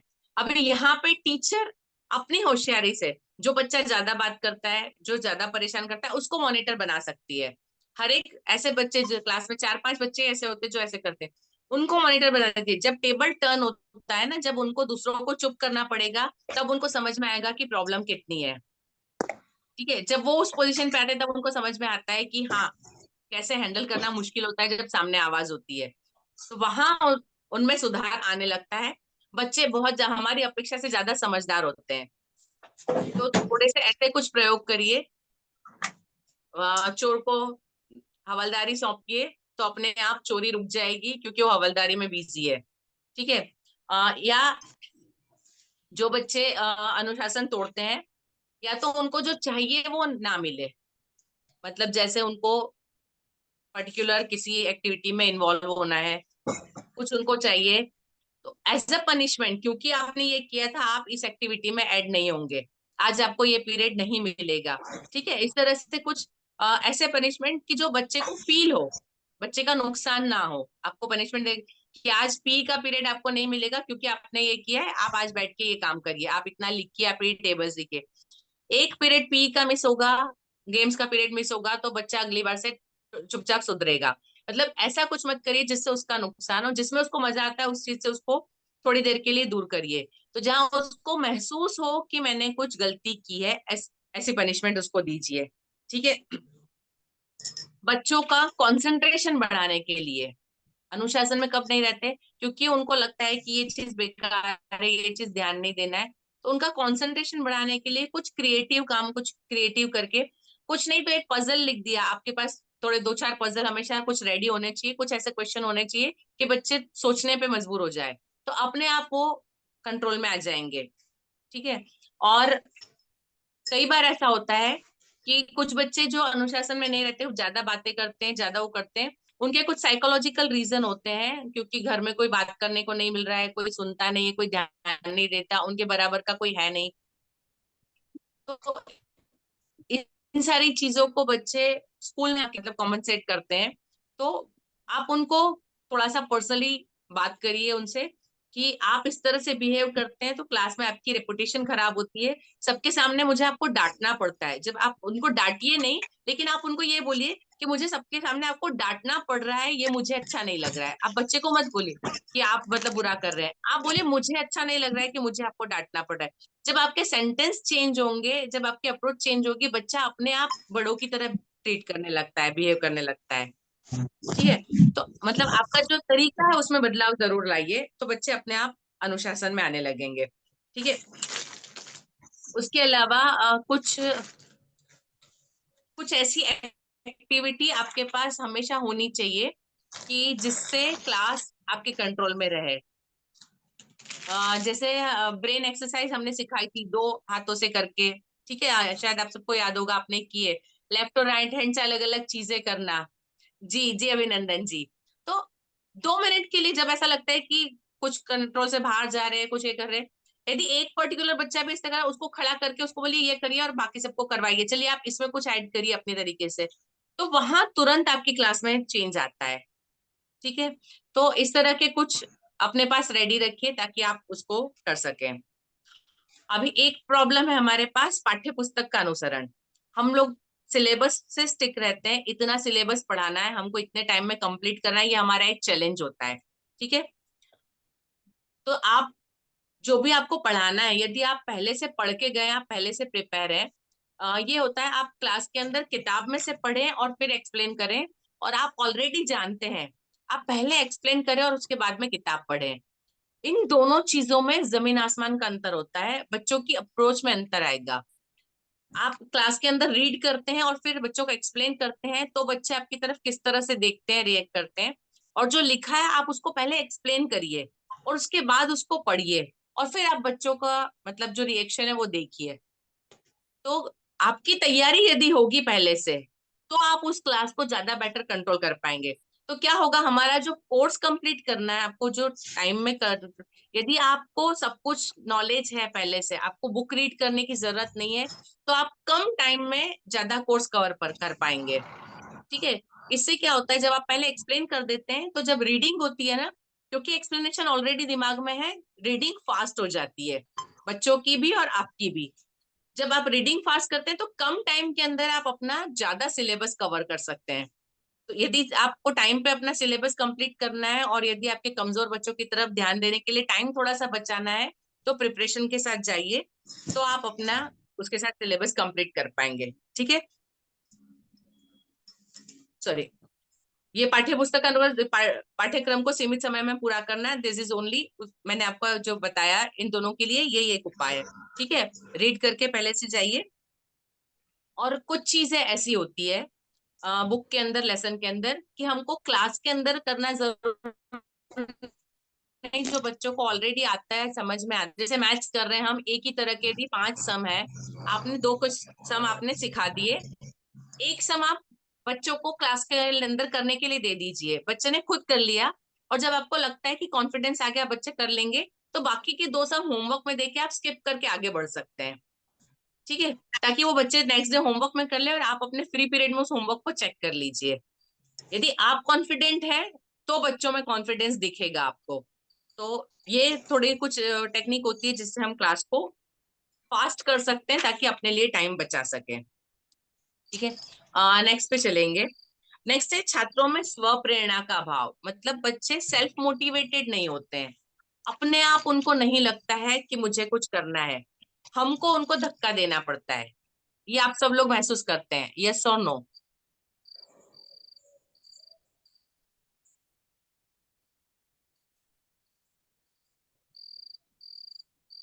प्लीज चैट में लिख के बताइए, यस और नो।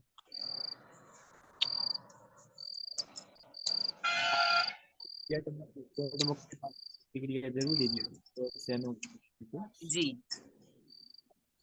जी, आप सब मुझसे अग्री है, हम सबको पता है बच्चों में स्व प्रेरणा का अभाव है, सेल्फ मोटिवेटेड नहीं होते हैं बच्चे। ठीक है। तो जैसे मैंने हमको पिछली बार बताया, अभी आप लोगों ने इसके शुरू में ही कहा कि जहां लिखने की प्रॉब्लम थी आपने उनको लिखना सिखाया, ये रीडिंग में प्रॉब्लम थी, रीडिंग सिखाया, तो बच्चों को इंटरेस्ट आने लगा है। ठीक है, यही उसका उपाय है। उसके अलावा हम लोगों ने मेमोरी टेक्निक सिखाई है। ठीक है। मैं बहुत सारी मेमोरी टेक्निक क्लास के अंदर यूज करती हूँ। मैं जब क्लास में पढ़ाती हूँ, मैंने 6th और 7th में स्पेशली बच्चों को बोला है कि आप लोग पहले अपना तरीका ढूंढिए कि आपको किस तरीके से याद रहता है। मैं बच्चों को बोलती आप एक क्वेश्चन लीजिए, आप उसको 3 बार पढ़ के और फिर लिखने की कोशिश करिए, आप देखिए आपको कितना याद रहा। आप दूसरा क्वेश्चन लीजिए, आप उसको 2 बार कॉपी करके लिखिए, और उसके बाद फिर तीसरी बार बिना देखे लिखिए, तब आपका अप्रोच मतलब आपको कितना याद रहा। और फिर एक काम करिए, आप या तो जोर से बोलिए या कोई और आपके लिए पढ़ दे, आप सुनिए और फिर इसको लिखिए। तो पहले आप अपने आप को पहचानिए कि आपका तरीका क्या है याद करने का। मतलब हम लोग ये करते हैं, हम बच्चों को मशीन की तरह समझते हैं, हर एक का एक इंडिविजुअल मतलब अप्रोच होता है, हम उसको ध्यान नहीं देते। पहले आप बच्चों को बताइए कि आप अपने आप को रिकॉग्नाइज करिए, मेरा तरीका क्या है मुझे पता होना चाहिए। सेल्फ रिकॉग्निशन जब तक बच्चों को नहीं आएगा, सेल्फ कॉन्फिडेंस नहीं आएगा। और यदि सेल्फ कॉन्फिडेंस नहीं है, तो वो अपने आप को कहीं पे भी किसी भी जगह पे नहीं रख पाएंगे। तो बच्चों को रिकॉग्नाइज करवाना कि उनका तरीका क्या है। मतलब बच्चों को ये पता ही नहीं होता है, वो अपने आप को इतना इंपॉर्टेंस देते ही नहीं है कभी, कि मेरा तरीका कुछ हो सकता है या मेरे। तो उनको मैं पूछती हूँ, मैं जब भी एक मतलब पहली बार जाती हूँ याद करवाती हूँ साल की शुरुआत में, तब मैं 2-3 तरीके बताती हूँ, मैं क्लास में मैं भी बोलती हूँ, बच्चों से रिपीट करवाती हूँ, मैं बोर्ड पर लिखती हूँ। ठीक है, बच्चों को पढ़ने को बोलती हूँ, उनको बोलती हूँ आप एक बार लिख लो। इतना करने के बाद मैं हर एक से पूछती हूँ कि आपको किसके बाद याद रहा, और उसके बाद बच्चे मुझे बताते हैं कि मैम ये मेरा तरीका है। मतलब हाँ, ऑलमोस्ट अगस्त आते तक तो मेरे सारे बच्चों को पता होता है कि उनको किस तरीके से याद रहेगा। कई बार मैं ये करती हूँ, क्लास के अंदर एक क्वेश्चन पढ़ा, उसका आंसर बोला और उसके बाद मैं 2 मिनट देती हूँ, आपको जिस तरीके से याद होता है याद करिए, मैं 2 मिनट के बाद किसी से भी पूछूंगी, या मैं 2 मिनट के बाद बिना देखे लिखवा रही हूँ। ठीक है, तो जब इस तरह से आप अप्रोच करते हैं तो बच्चे अपने आप को पहचानेंगे। जब आप ये अलग अलग तरीके सिखाएंगे, आप उनको प्रोत्साहित करेंगे, तो अपने आप उन लोगों में मतलब आएगा कि वो, मुझे ये तरीका आ गया, मुझे ये आता है, वो करने लगेंगे। जैसे मैंने बताया था आपको डूडलिंग, मैं डुडलिंग क्लास में करती हूँ, बच्चों को सिखाती हूँ, और मैं बच्चों को बोलती हूँ कि आप में से यदि कोई अलग से डुडलिंग कर सकता है तो करके दिखाइए मुझे। मुझे बच्चे बाद में आके बताते हैं कि मैडम हमने ये आंसर डुडलिंग से याद किया और हमको याद हुआ। तो लेट देम एंजॉय स्टडीज, यदि वो एंजॉय करेंगे तो जरूर कर पाएंगे। ठीक है। नवीन तकनीकों का उपयोग, जितनी नई टेक्नोलॉजी है, मैं ये करती हूँ क्लास के अंदर। मैंने आपको पहले भी बताया है कि जो भी नया कार्टून आ रहा है, कोई नई एडवर्टाइजमेंट आ रही है, कोई नई पिक्चर आ रही है, मतलब जिसकी जानकारी होनी चाहिए, जिसकी बच्चों को होती है, बच्चों का इंटरेस्ट जिसमें होता है, मैं उस चीज में इंटरेस्ट रखती हूँ, उसकी जानकारी रखती हूँ। मैं मतलब ऐसा नहीं कि मैं टाइम डालती हूँ देखने में, नहीं, मैं 2-4 बच्चों से पूछ के उसके बारे में नॉलेज गेन करके रखती हूँ। क्योंकि यदि मुझे बच्चों से डील करना है तो मुझे उनके लेवल पे आना पड़ेगा, उनकी चॉइस को जानना पड़ेगा, उनको क्या पसंद है क्या नहीं पसंद है, किसको मानते हैं, किस चीज को एक्सेप्ट करते हैं। ठीक है। तो बच्चों के लेवल पे यदि हम आते हैं, उनकी जैसे टेक्निक, मैं पहले इंस्टाग्राम पे नहीं थी। ठीक है। मतलब कुछ एक चीजें, कई बार ऐसा होता है बच्चे बात करते हैं, बताते हैं कि हमने इंस्टा पे ये देखा वो देखा। उसके बाद मैंने खुद भी सोचा, मुझे मेरी कुछ फ्रेंड्स है वो भी इंस्टा की कुछ लिंक कभी कभी भेजा करती थी, मैंने कभी खोल के नहीं देखी। फिर मैंने एक बार खोल के देखा तो मुझे भी समझ में आया कि यहाँ पे सिर्फ गंदगी नहीं है, बहुत अच्छी चीजें भी है। यदि हमारी अप्रोच पॉजिटिव होगी तो हमको बहुत अच्छी चीजें मिलेगी। तो मैं कुछ ऐसे लोगों को फॉलो कर रही हूँ कि जैसे एक साइकोलॉजिस्ट को फॉलो कर रही हूँ, एक जो डेली एक्सरसाइज, सिंपल एक्सरसाइज बताते हैं, ब्रेन एक्सरसाइज बताते हैं, मतलब ऐसे लोगों को फॉलो करती हूँ ताकि मुझे भी कुछ नया मिले। और जब ऐसा कुछ नया मिलता है तो मैं बच्चों से जाके डिस्कस करती हूँ उस बारे में। मैं इवन अपने बेटे के साथ रील शेयर करती हूँ कि आप ये देखो, क्योंकि मुझे भी पता है वो देख रहा है, तो उसको क्या देखना है वो मैं हैंडल कर सकती हूँ। मुझे भी पता होना चाहिए कि वो किस हद तक जा सकता है, उसमें क्या होता है, तो कहाँ उसको मोल्ड करना है। तो बच्चों के लेवल पे रहिए, जितनी नई टेक्नोलॉजी है उसको यूज करिए, उसको जानिए। 6-7 लेवल के बच्चे, कई बार ऐसा होता है कि बहुत सारी चीजें आके हमको बताते हैं, और उनके हमारे सामने कि ये ऐसा हमने देखा था उसमें। ठीक है। अभी जैसे लूनार एक्लिप्स, तो लूना तो बच्चा बोलता मुना, मून एक्लिप्स क्यों नहीं बोलते, लूनार एक्लिप्स क्यों बोलते, एक्लिप्स क्यों बोलते हैं। उस बच्चे को क्वेश्चन आया, उसने ढूंढा खुद और उसने मुझे आके बताया, मैम इसको लूना बोलते, मैंने उस पे रील में देखा था। मैंने कहा हाँ बेटा, मून को लूना कहा जाता है, इसलिए इसको लूनार एक्लिप्स कहा जाता है। मतलब मैंने उसको समझाया। तो बच्चे जिस लेवल तक जाते हैं आप उस लेवल तक जाइए, आपको पता होना चाहिए कि वो क्या देखते हैं क्या सीखते हैं, और आप उस लेवल पे जाइए। उसके अलावा आप उससे एक कदम आगे बढ़िए। मैंने इस बार होमवर्क दिया है एसएस में 6 स्टैंडर्ड में। जैसे मैंने आपको अभी बताया कि महावीर स्वामी और गौतम बुद्ध के ऊपर है, तो जातक कथाएं मैंने नेट पे सर्च किया, सारी जातक कथाएं हिंदी में लिखी हुई। अभी मैं चाहती हूँ, मैं क्लास में पॉसिबल नहीं है कि मैं सारी जातक कथाएं उनको पढ़ के सुनाऊं या मैं बोलूँ तो वो पढ़े। मैंने इस बार उनको होमवर्क दिया है, मैंने लिंक बाकायदा वो लिंक शेयर किए ग्रुप के अंदर, और उनको बोला है, मैंने उस जितनी जातक कथा है उनको एक नंबर बना के पीडीएफ बना दिए कि जिसका जो रोल नंबर है उसको उस नंबर की जातक कथा लिख कर लानी है। अभी बच्चा अपने नंबर की जातक कथा ढूंढ रहा है, और मैंने उनको क्लास में बोला है कि यदि वैकेशन है, हमारे यहाँ दिवाली का वैकेशन ऑलमोस्ट 20 डेज होता है बच्चों के लिए। तो मैंने कहा इस 20 डेज में जितनी भी 70-75 जातक कथा है, आपको वो सारी पढ़ लेना है। और उनको इजी बताने के लिए मैंने कहा वो जातक कथा आधे पेज से ज्यादा बड़ी नहीं है, एक पेज से ज्यादा बड़ी नहीं है, छोटी छोटी कथाएं आप आराम से पढ़ सकते हैं। और होमवर्क ये दिया है कि वो कथाएं हिंदी में है सारी, जातक कथाएं। मैंने कहा आपको उसको इंग्लिश में ट्रांसलेट करना है। आपके रोल नंबर की कहानी है जो हार्डली 10-12-15 लाइन की कहानी है, आपको इंग्लिश में ट्रांसलेट करना है, उसको लिख कर लाना है। यदि आप उसको पिक्चर ड्रॉ कर सकते हैं तो बहुत अच्छी बात है, यदि आप पिक्चर कहीं से डाउनलोड करके चिपका सकते हैं बहुत अच्छी बात है। तो थोड़ी सी क्रिएटिविटी, हम, मुझे पता है बच्चे मोबाइल देखने वाले हैं, मैंने उनको 20 दिन के अंदर 70 कहानियां पढ़ने के लिए मोबाइल पे ऑलरेडी काम दे दिया है। यदि वो मोबाइल भी देखेंगे तो अब वो उनके याद में रहेगा, दिमाग में रहेगा कि मुझे मोबाइल देखना है तो उसमें वो स्टोरीज पढ़ना है।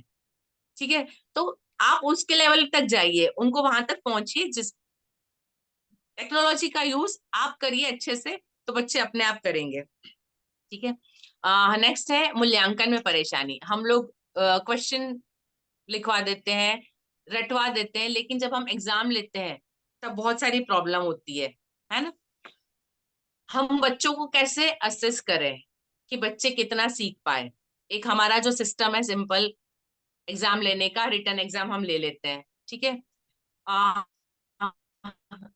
इसके अलावा हमको देखना है, मेरे क्लास में बहुत सारे ऐसे बच्चे हैं लिखने में गलती करते हैं, लेकिन आप क्वेश्चन ओरल बोलो पूरा आंसर बता देंगे। तो ठीक है, हम 5-10 मार्क ओरल टेस्ट के ले सकते हैं। आप उनसे क्लास के अंदर, हमें इंटरनल मार्क्स हम लोग रखते हैं स्कूल में, फाइनल जब एग्जाम हो गया रिजल्ट आएगा उसमें कुछ इंटरनल मार्क्स होंगे, तो हम अपने इंटरनल मार्क के अंदर जो क्लास में टीचर बच्चों को फेस करती है, तो टीचर अपने हिसाब से वो इंटरनल मार्क देती है। बच्चों को पता है साल के शुरुआत से, पेरेंट्स को पहली मीटिंग में बताया है कि टीचर क्लास में बच्चों का जो अप्रोच है उसके हिसाब से इंटरनल मार्क देगी। तो यदि आपके बच्चे को अच्छे मार्क चाहिए तो बच्चे को क्लास के अंदर अपनी अप्रोच सही रखनी होगी, टीचर के हिसाब से चलना होगा। तो बहुत सारी चीजें होती जब उनको हम मतलब मूल्यांकन के ऊपर आ जाती है बात, तो वो डेफिनेटली उस हिसाब से बिहेव करेंगे। आप उनका ओरल एग्जाम ले सकते हैं, आप उनके क्विज टाइप टेस्ट बना सकते हैं, आप उनको different types of project work, है ना, कुछ ऐसा प्रोजेक्ट वर्क, कुछ क्रिएटिव जिसमें बच्चों को एंजॉयमेंट आए, और उसके ऊपर से आप उनको थोड़ा सा मार्क्स वगैरह दे। जैसे अभी हम दिवाली होमवर्क देंगे, हम समर वेकेशन होमवर्क देते हैं, हम उसके मार्क भी फाइनल रिजल्ट में इंक्लूड करते हैं। 5 मार्क उसके भी होते हैं, दोनों मतलब होमवर्क जो किया है उसके 5 मार्क, तो डेफिनेटली वो 5 मार्क फाइनल रिजल्ट में ऐड होंगे, बच्चे को पता है। तो वहां बच्चे उस चीज को प्रॉपरली करते हैं। अपने मूल्यांकन के तरीके थोड़ा सा बदलिए। अभी प्रश्न पत्र बनाना, क्वेश्चन पेपर आपका कैसा होना चाहिए। आप लोग कभी ब्लूप्रिंट तैयार करते हैं? ब्लूप्रिंट क्या होती है क्वेश्चन पेपर की, पता है?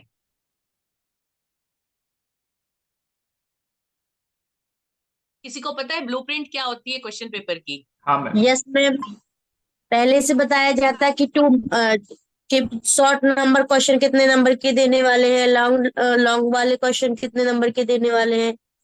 जी और जी, ये तो ऑब्जेक्टिव टाइप टाइप। क्वेश्चन हुआ, इसमें 2 चीजें होती है। ये तो क्वेश्चन हाँ किस तरह का होगा, लेकिन क्वेश्चन की क्वालिटी भी होती है इसमें। हार्डनेस से लेके मतलब सरल से कठिनता की ओर बढ़ना, जिसमें ये बच्चे जी को जिससे बच्चे का ऑब्जेक्टिव टाइप क्वेश्चंस होते हैं, फिल इन द ब्लैंक्स होते हैं, ट्रू फॉल्स होते हैं, इनको लो जी लेवल क्वेश्चन में माना जाता है। फिर इसके बाद थोड़ा सा उच्चता की ओर बढ़ते हैं, जिसमें कि उनका कठिनाई का लेवल थोड़ा सा विस्तारित लिखने की बात आती है, 1 लाइन 1.5 लाइन में लिखने की बात आती है। फिर इसके जी बाद उससे थोड़ा और ऊपर का, जिसमें ये होती है कि 3 से 4 अंक का, 5 अंक तक भी जा सकते हैं, और कुछ पिक्चर और इन सब चीजों को जिसमें दे सकें, बच्चे मार्क्स भी गेन करें और समझ सकें। और सबसे बड़ा होता है फिर जिसको हम ऐसे टाइप बोलते हैं, ये भी क्वालिटी उसके ऊपर निर्भर करती है। और इसमें बच्चे की बृहद रूप में मालूम चलता है कि बच्चे ने वास्तविक पूरा नॉलेज लिया है कि नहीं लिया है किताब का। जी ये टारगेट होता है ब्लूप्रिंट का। जी जी अरुण जी, एक और चीज इसमें होती है, आपने जैसे ऑब्जेक्टिव टाइप क्वेश्चन है उसके अंदर भी एक मेमोरी बेस्ड क्वेश्चन होते हैं, एक बच्चा एक फिट अपना बेस, स्किल कितना यूज करके आता है फिट ना, इसमें भी 3 या 4 तरह के क्वेश्चन होते हैं। ठीक आप ठीक। जितने, एक सिर्फ हु का आंसर, एक व्हाट का आंसर, एक वाई का आंसर। ठीक है, क्वेश्चन जो आपके हैं, यदि आपने शॉर्ट क्वेश्चन लिए 10 मार्क के, 10 क्वेश्चन है, उस 10 में भी आपके वेरिएशन होना चाहिए। हु वाले 2 या 3 क्वेश्चन होना चाहिए, व्हाट वाले 2 या 3 क्वेश्चन, और एटलीस्ट 2 या 3 क्वेश्चन वाई या हाउ, है ना, जिसमें बच्चा लिखे डिटेल में, मतलब 2 सेंटेंस 3 सेंटेंस में भी आंसर दे कि कैसे होता है या क्यों होता है, अपना रीजनिंग दिमाग लगाए। ठीक है, ये ब्लूप्रिंट होती है। तो जब आप क्वेश्चन पेपर तैयार करते हैं, 40% आपका पेपर ऐसा होना चाहिए कि जो हर बच्चा अटेम्प्ट कर ले, हर बच्चे को आ जाए, मतलब उसका लेवल इजी रहे ऐसा। उसके बाद 40% ऐसा होना चाहिए जो मिडिल लेवल का थोड़ा सा हाई, जैसे अरुण सर ने बताया कि थोड़ा लेवल अप हो, चीजें बच्चे को सोच के यदि पढ़ा है, याद किया है तो ही लिख पाएगा। और 20% हार्ड होना चाहिए कि जिसने अच्छे से समझा है, जिसने अच्छे से मेहनत की, वही अटेम्प्ट कर पाएंगे। ठीक है। तो जब आप क्वेश्चन पेपर बनाते हैं तो ये आपको पता होना चाहिए इस तरह से बनाना है। इससे क्या होगा, आपकी क्लास में सब लोग फेल भी नहीं होंगे, सब लोग बहुत अच्छे मार्क्स से भी नहीं आएंगे। हमारे यहाँ पे एक स्कूल है, जब उस स्कूल से मेरे पास बच्चे आते हैं तो ऑलमोस्ट सबके 80, 85, 90% सबके होते हैं। और जब मैं बच्चों को इंटरव्यू करती हूँ, मुझे वो बच्चा 30% का भी नहीं लगता है, उसको सिंपल चीजें भी नहीं समझ में आती है। अभी मुझे इसका समझ नहीं आ रहा था ऐसा क्यों है। बाई चांस ऐसा हुआ, कुछ दिन बाद उस स्कूल की एक टीचर मेरे यहाँ इंटरव्यू के लिए आई। मैंने उस टीचर से पूछा कि भाई आपके यहाँ पे सब बच्चों के इतने परसेंट कैसे आ जाते हैं। आप विश्वास नहीं करेंगे, मुझे सुन के बड़ा आश्चर्य हुआ कि कोई स्कूल ऐसा भी कर सकती है। बोलते मैडम हमारे यहाँ ये होता है, नाम बड़ा है स्कूल का, और हमारे यहाँ एक चीज है कि किसी भी बच्चे को 80 से नीचे आने ही नहीं चाहिए। मैंने कहा ऐसा तो पॉसिबल नहीं है। तो बोले हम ये करते हैं, जिस बच्चे के मार्क्स कम आए, फेल हो रहा है, उसके पेरेंट्स को फोन किया जाता है घर पे। एग्जाम खत्म होने के बाद फिर से उसको बुलाया जाता है, उसको बोला जाता है जो पेपर दिया था उस पेपर को बच्चे को पूरा लर्न करवाइए, रटवाइए, कल फिर से लेकर आइए, उसका एग्जाम फिर से होगा। उस बच्चे से फिर से पेपर लिखवाया जाता है। क्योंकि जैसे हमारे एजुकेशन ऑफिस से इंस्पेक्शन आता है, हम लोग अपनी आंसर शीट रखते हैं, हमको आंसर शीट बतानी होती है, हम उसमें गलती नहीं कर सकते। तो वो लोग क्या करते हैं, सेम पेपर बच्चों से दोबारा लिखवाते हैं। और जब वो बच्चा लिख रहा है तब उसको पर्सनल हेल्प डेफिनेटली मिलती है, इसलिए बच्चा 80, 85, और रिजल्ट बताते हैं 80, 85 सबका। अब वो बच्चा एक दिन रट के आ गया, लिख के चला गया, लेकिन एक्चुअल उसको नॉलेज कुछ नहीं मिलता है। इस तरह से भी कुछ लोग करते हैं, तो this is wrong approach. What we are suppose to do, हम जब पेपर बनाते हैं तो ऐसा पेपर हो कि बेसिक नॉलेज जो जनरल चीजें हैं 40% सबको आए, 40% थोड़ा डिफिकल्ट लेवल, और 20% हाईएस्ट डिफिकल्ट लेवल। मैंने अभी 7th का पेपर बनाया, एक क्वेश्चन मैंने एक शॉर्ट नोट दिया टॉपिक, वो शॉर्ट नोट मैंने नहीं लिखवाई थी। जैसे पॉल्यूशन लेसन था, तो लैंड पॉल्यूशन सिखाया, वाटर पॉल्यूशन सिखाया, साउंड पॉल्यूशन सिखाया, एयर पॉल्यूशन सिखाया। मैंने शॉर्ट नोट जो लिखवानी थी एक्सरसाइज में, तो मैंने उसमें एयर पॉल्यूशन लिखवाई, वाटर पॉल्यूशन लिखवाई, लेकिन मैंने एग्जाम में पूछी लैंड पॉल्यूशन। लैंड पोल्यूशन के ऊपर दूसरे क्वेश्चन लिखवाए थे, लेकिन पूरी शॉर्ट नोट नहीं लिखवाई थी। मैं चाहती थी कि बच्चे अपनी अप्रोच दिखाए, कि यदि उनको सडनली पूछा जाता है, तो सपोज एयर पोल्यूशन की मैंने लिखवाई है, मैंने उसके कॉजेज लिखवाए, उसके रेमेडीज लिखवाई, उसकी डेफिनेशन लिखवाई। तो यदि लैंड पोल्यूशन आता है तो उनको अपना दिमाग लगाना है कि हमको वही अप्रोच अपनानी है, सिर्फ अपने आंसर में चेंज क्या करना है। तो मतलब आधे बच्चे उसको प्रॉपरली कर पाए, आधे बच्चे उसको लिटरली नहीं कर पाए। उसके बाद मैंने उनको समझाया कि ये मैंने एक क्वेश्चन ट्विस्ट करके डाला था और इसीलिए डाला था। तो आप ऐसा ढूंढ के रखिए कि कौन सी चीजें जो बच्चे क्लास में मतलब थोड़ा सा डिफिकल्ट लेवल रखिए, जो उसको पहुंच पाएंगे। ठीक है। इसके अंदर विद्यार्थियों से कक्षा के बाहर कार्य करवाना, क्लास के अंदर तो हम करवा लेते हैं, ठीक है, क्लास में हम बैठे, हम जितना बोलेंगे जो बोलेंगे करेंगे, लेकिन क्लास के बाहर वो क्या करेंगे, उसके लिए आप उनको अपना जो होमवर्क या प्रोजेक्ट वर्क देते हैं वो इतना क्रिएटिव दीजिए कि आपसे मिलके जाने के बाद बच्चा अगले 2 दिन तक बिजी रहे, कि मुझे ये करना है, मुझे इस चीज को ढूंढना है, मुझे इस चीज को देखना है। ठीक है। आपके पास अपने सब्जेक्ट से रिलेटेड इतना नॉलेज, इतनी एक्टिविटी और इतनी जानकारी होनी चाहिए कि आपकी एब्सेंस में भी बच्चे के दिमाग से वो चीज ना निकले। यहाँ आपको अपनी खुद की क्रिएटिविटी यूज करनी होगी, आप कैसे करेंगे। ठीक है। नेक्स्ट पे चलेंगे। 3 या 4 मेरे टॉपिक और है, हम थोड़ा सा टाइम से ऊपर जा रहे हैं, लेकिन मैं उसको शॉर्ट में ले लूंगी, फिर मैं आप लोगों से बात करना चाहती हूँ। ठीक है। नेक्स्ट है मेरा संसाधनों का अभाव। कई बार ऐसा होता है कि बहुत सारी चीजें हमको मतलब हम चाहते हैं कि ये चीज ऐसे दिखाए, ऐसे करें, पॉसिबल नहीं होता है कि हम स्कूल में वैसे दिखाएं। तो हम लोगों को टीएलएम बनाना आता है, हम लोगों को पता है ऑडियो वीडियो, जैसे मैंने आपको बताया कि मुझे जातक कथा बतानी थी, मेरे लिए पॉसिबल नहीं था, तो मैंने उनको लिंक दे के होमवर्क में दे दिया है। तो टेक्नोलॉजी का यूज कैसे करना है नहीं है, हम कैसे करेंगे, हमारी अप्रोच पॉजिटिव होनी चाहिए कि हम किस तरह से बनाएंगे। हम बच्चों को बनाने के लिए दे सकते हैं। आपको लगता है कि कोई ऐसी चीजें, कुछ 2-3 चीजें टीएलएम है कि आप ये चीज बच्चों को बनानी चाहिए, करनी चाहिए, आप नहीं कर पा रहे, उसको करने का तरीका बच्चों को बताइए, बच्चों से प्रोजेक्ट वर्क करवा लीजिए, और उसके बाद क्लास में उसको यूज करिए। ठीक है। आपको 4-5 कवियों के बारे में बच्चों को बताना है, सपोज मैं हिंदी पढ़ा रही हूँ, मुझे 5-6 कवियों के बारे में जानकारी बच्चों को देनी। अब मेरे पास इतना टाइम नहीं है कि मैं उन सबकी जानकारी इकट्ठा करूं और बच्चों को बताऊं चार्ट बना के। मैं उसको क्लास में बच्चों को 4-5 बच्चों को या 4-5 ग्रुप बना के प्रोजेक्ट दे सकती हूँ कि आप उनका पिक्चर लेके आएंगे, आप उनकी जानकारी इकट्ठे करेंगे, तीसरा बच्चा उसको लिख देगा और जब वो शीट तैयार हो जाएगी हम क्लास में लगा देंगे, मेरा काम हो गया। मतलब अपने संसाधन कैसे तैयार करना, अपने आप तैयारी इसकी मतलब क्रिएटिविटी यूज करना है कि कितने इजी तरीके से आप वो चीजें कर सकते हैं जो क्लास में इम्प्लीमेंट हो। मेरा फाइनल एम ये है कि मेरे बच्चों को ये चीज आना चाहिए, उनके नजर के सामने आना चाहिए, उनको दिखना चाहिए। वो कैसे करना है वहां पे आपको अपना तरीका यूज करना होगा। मतलब हर बार हम कंप्लेन करें कि ये होता तो हम ऐसा बताते, ये होता तो हम ऐसा करते हैं, जरूरी नहीं है। जो है उसमें आप कैसे करेंगे एज अ टीचर, ये आपको ढूंढना है। ठीक है। एक प्रॉब्लम होते हैं माता पिता के सहयोग की कमी। ठीक है। इसका सॉल्यूशन है पीटीएम बुलाइए, और जहां आपको लगता है जो मदर फादर यदि अप्रोच उनकी गलत है या नहीं करते, उनको जब कॉमन मीटिंग होती है, मतलब पर्सनल मीटिंग ना करके 10-12-15 बच्चों की कॉमन मीटिंग करिए, जहां पे ऐसे पेरेंट को साथ में रखिए जो बहुत ध्यान देते हैं और ऐसे पेरेंट जो ध्यान नहीं देते हैं। तो जब पेरेंट किसी दूसरे पेरेंट की अप्रोच देखते हैं और आप उनसे बातचीत करते हैं, तब उनको समझ में आता है कि दूसरे पेरेंट इतना ध्यान दे रहे हैं और हम नहीं दे पा रहे। आपको बताने की जरूरत नहीं पड़ेगी उनको।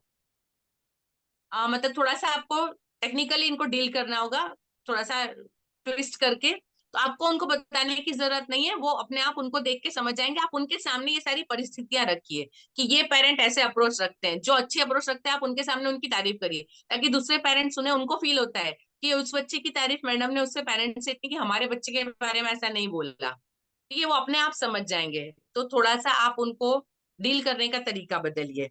आ, कई बार ऐसा होता है, जैसे मैंने बताया कि हम लोग ट्रांजिशन पीरियड वाले टीचर्स हैं, कि जहाँ पेरेंट्स अनपढ़ हैं या हिंदी मीडियम से पढ़े और बच्चे को इंग्लिश मीडियम में पढ़ा रहे हैं। ठीक है। तो वहां पे ये डेफिनेटली प्रॉब्लम हमको आने वाली है कि पेरेंट पढ़े लिखे नहीं है, इसलिए वो पढ़ा नहीं सकते, हेल्प नहीं करते, देख नहीं पाते हैं। वहां पे हम अपनी तरफ से एक्स्ट्रा क्लास लगाएं, या हम किसी ऐसे बच्चे के साथ उसको, उसके आस पड़ोस रहता हो या उसको जो हेल्प कर सकता है, क्लास में बैठ के उसको बता सकता है, किसी ऐसे बच्चे के पास में बिठाए कि उसको दूसरे बच्चों से हेल्प मिले, थोड़ा सा मोटिवेशन मिले। पेरेंट्स से हम मीटिंग करें, पर्सनली उनको बताएं कि या उनके ट्यूशन टीचर उनको हेल्प कर सकते हैं, या कोई पड़ोसी। जैसे आज मेरे पास एक पेरेंट आए, तो वो पेरेंट हैंडीकैप है, तो उनके पड़ोस में कोई रहते हैं, वो उनको हर चीज में हेल्प करते हैं, तो वो उनको साथ में लेकर आए थे, तो वो मुझसे मिलने आए। जनरली मैं पेरेंट्स से बात करती हूँ और किसी से नहीं करती हूँ, लेकिन वहां मुझे प्रॉब्लम पता है कि उस बच्चे को वो पड़ोसी है, वो हेल्प हेल्प कर रहे हैं, वो पढ़ाने का ध्यान देते हैं, उसका वो देखते हैं। तो मैंने उनसे डिस्कस किया। तो जहां आपको लगता है कि मुझे किससे करना है, कैसे डील करना है, तो पेरेंट से अपना रेपो बना के रखिए, ताकि हमको हमारा रिजल्ट मिले। ठीक है। एज ए टीचर आपको बहुत सारी भूमिकाएं निभानी है, बहुत लंबी लिस्ट है टीचर और क्या क्या हो सकते हैं। ठीक है। आप अपने आप को मल्टीटास्किंग के लिए तैयार करें। हमारे जो सॉफ्ट स्किल के जितने भी वेबिनार आपने सबने अटेंड किए हैं, आपको पता है आप मल्टीटास्कर कैसे बन सकते हैं। आप अपनी खुद की क्रिएटिविटी, जैसे मतलब हर रोज सुबह वो सदगुरु वगैरह को यदि आप सुनते हो तो पता होगा कि वो बताते हैं कि हर रोज सुबह आप जब उठते हैं, सदगुरु का आप उठकर बिस्तर में बैठ जाइए, उठ के सीधा खड़े मत होइए, उठकर बैठ जाइए और 20 सेकंड के लिए, सिर्फ 20 सेकंड के लिए मुस्कुराइए और ईश्वर का धन्यवाद करिए कि बोले आज का जो दिन है, इस दुनिया में करोड़ लोग हैं, उस करोड़ में से शायद हजारों ऐसे होंगे जो आज उठ नहीं पाए। ठीक है। तो हमको जीवन मिला है, तो सबसे पहले उठकर मुस्कुराइए और उस ईश्वर का शुक्रिया करिए। विश्वास मानिए, आप 2 दिन करके देखिएगा। आप जब सुबह उठते हैं, बैठते हैं, बिस्तर तुरंत मत छोड़िए, 2 मिनट बैठिए, थोड़ा सा स्ट्रेच करिए, क्योंकि हमारे जो बॉडी सो के जब उठता है ना, हमारा हर एक अंग अलग अलग टाइम पे उठता है। हम जैसे ही आंख खुली, हम बच्चों को जनरली देखते हैं, बच्चों को बोलते हैं अभी उसको ऊँघ में आने में देर लगेगी, हम बोलते हैं। हम भी वही है, हम थोड़ा सा जल्दी आ जाते हैं उससे, लेकिन हमारे बॉडी को भी टाइम लगता है। डॉक्टर्स का ऐसा कहना है कि जैसे ही आप उठते हैं वैसे तुरंत ब्रश नहीं करना चाहिए। कई लोगों को देखा उठ के सीधे ब्रश, उससे दांत जल्दी खराब होते हैं। क्यों? क्योंकि हम जब सो रहे होते हैं, हमारे दांत वगैरह सब सो जाते हैं। मीन्स जितने भी हमारे ब्रेन से जितनी भी लिंक उसमें जाती है वो सारी मतलब सारी नर्व्स सोई हुई होती है, तो एक एक करके धीरे धीरे जगती है। तो आप जब नींद से उठकर आते हैं तो थोड़ा सा टाइम लेंगे यदि, तो आप अपने आप को एक्टिव कर पाएंगे, और आप अपनी जितनी केयर करेंगे आप उतना ही दूसरों का कर पाएंगे। सो एज अ पर्सन आप अपने आप को स्ट्रांग बनाइए। आप जितना स्ट्रांग रहेंगे, आप जितना पॉजिटिव रहेंगे, आप उतनी ही आपकी अप्रोच बाकी सबके बीच में पॉजिटिव रहेगी। तो आपको बहुत सारी भूमिकाएं निभानी है क्लास के अंदर। कभी कभी आपको एज अ मदर हैंडल करना पड़ता है, as a doctor, as a guide, as a philosopher, बच्चों की प्रॉब्लम सॉल्वर, बहुत सारी आपको भूमिकाएं निभानी है। तो आप अपने आप को उसके लिए पॉजिटिवली रेडी करिए। ठीक है, हर रोज मतलब हर रोज कुछ पढ़ के सोना, मतलब ऐसा एक मैंने कहानी पढ़ी थी कि कुछ लिख के सो, कुछ पढ़ के सो, जहां से जागा वहां से आगे बढ़ के सो। तो आप हर रोज जब सोते हो उस वक्त ये सोचो कि आज मैंने क्या सीखा, क्या नया किया। और नहीं तो सोते वक्त 5 मिनट कोई किताब लेके पढ़ लो, या तो कोई अच्छा रील देख लो, कुछ वीडियो देख लो, कोई ऐसी चीज पढ़ लो। हार्डली एक सेंटेंस होगा तो भी इनफ है, लेकिन आपके अंदर कुछ नया, कुछ बदलाव, कुछ चीज बढ़नी चाहिए, हर रोज कुछ ऐड होना चाहिए। ठीक है, आप अपने आप को स्ट्रांग बनाइए तो डेफिनेटली आप बच्चों के साथ काम कर पाएंगे। और समय का अभाव, इसके लिए आप सबने वेबिनार किया हुआ है, how to handle your time, है ना। अपने टाइम को मैनेज करना, आप अपने आप को ऑब्जर्व करिए रात को सोने से पहले कि आज मैंने ये काम किया, यदि ये काम मैं इस तरीके से इस टाइम पे कर लिया होता तो मुझे प्रॉब्लम कम होती है, मैं ऐसे मैनेज कर पाती। ठीक है, तो अपने टाइम को मैनेज कैसे करना, आज जो गलती की वो कल गलती ना हो। आज यदि मैं 2 मिनट क्लास में लेट पहुंची थी, इस वजह से वो बच्चे शोर कर रहे थे, आवाज हो रही थी, तो कल मैं 2 मिनट क्यों लेट हुई थी, क्योंकि अपनी किताब ढूंढने में थी। तो दूसरे दिन आप अपनी किताब सामने रेडी रखेंगे कि आज मुझे पहला पीरियड इस क्लास में, तो ये किताब, उसके नीचे वो किताब, जैसे बच्चे बैग जमाते आप अपनी चीजें तैयार रखिए। तो जहां जहां आपका टाइम वेस्ट होता है वहां आप उसको पहले से मैनेज करना सीखिए। तो आपकी अप्रोच, मतलब आपका कॉन्फिडेंस अपने आप बढ़ जाएगा। जब कभी हमारा टाइम वेस्ट होता है तो हमारी उसके बाद की बहुत सारी चीजें डिस्टर्ब हो जाती है। तो अपने आप को मैनेज करिए आप, तो डेफिनेटली आपकी क्लास मैनेज रहेगी। ठीक है, मोस्टली मैंने सारे पॉइंट कवर कर लिए। यदि आपको इसके बाद भी कोई पॉइंट लगता है कि और भी कोई ऐसी समस्या है जो आपकी क्लास में रह गई और उसका सॉल्यूशन नहीं मिला, तो हम वो डिस्कस कर सकते हैं। और आज के पॉइंट में से यदि आप किसी टॉपिक पे डिस्कस करना चाहते हैं, ठीक है। अनुराधा जी।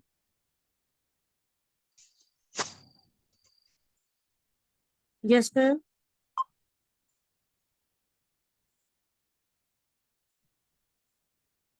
आज के जितने टॉपिक डिस्कस किए, आपके प्रॉब्लम्स उसमें कवर हो गए या इसके अलावा आपका कोई प्रॉब्लम बाकी है? नहीं मैम। अच्छा, आज तो आज का आपको वेबिनार कैसा लगा? आपको कोई मतलब आप कुछ उसमें क्या बोलते, कनेक्ट कर पाते हैं आज जितनी बातें की क्लास में, आपको लगता है आपको सोल्यूशन मिले? Yes ma'am.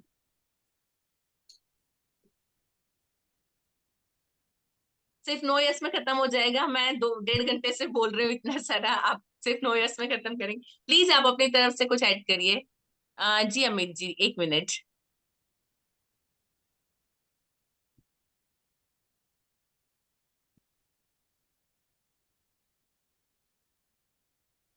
बोलूं मैम? ठीक है अनुराधा जी, आप प्रिपेयर कर लीजिए, तब तक हम अमित जी को सुनते हैं।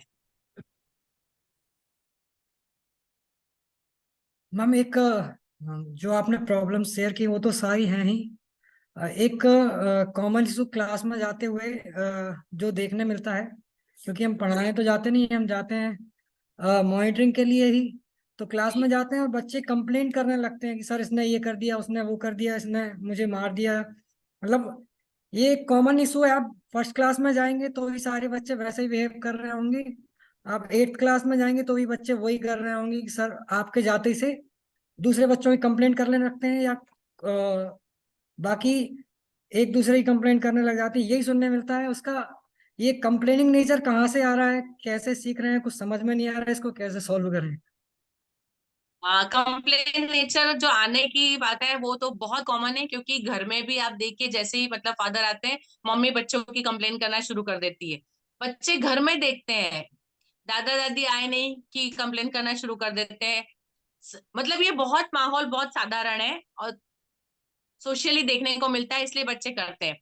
दूसरा, बच्चे कंप्लेन करने के लिए इसलिए करते हैं ताकि वो अपने आप को सही बताए, मैं सही हूँ वो गलत है।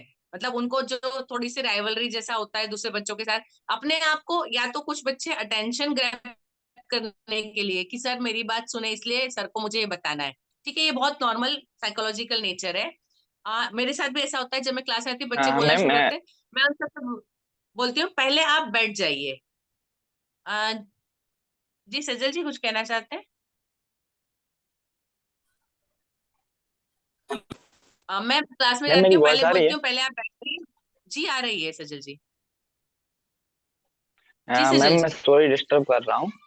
बोलिए बोलिए। हाँ, एक क्वेरी है मैम। कुछ प्रशिक्षणार्थियों के यहाँ से नाम लेना चाहूंगा। दीपाली जैन, रक्षा शुक्ला, सनमंती किड्स स्कूल, ज्योति मैम और रूपाली आकृति। इन 3-4 प्रशिक्षणार्थियों का बहुत देरी से वीडियो बंद आ रहा है, तो अगर वीडियो बंद आता है तो एब्सेंट मानी जाएगी। तो प्लीज आप कोऑपरेट कीजिएगा, तभी उपस्थिति मानी जाएगी। अगर आपका वीडियो ऑफ आएगा तो एब्सेंट लगेगा। जी ma'am, thank you. Okay ma'am, जी धन्यवाद। जी अमित जी, तो मैं जाके सबसे पहले बोलती हूँ कि आप सब बैठ जाइए, मुझे कंप्लेन नहीं सुनना है।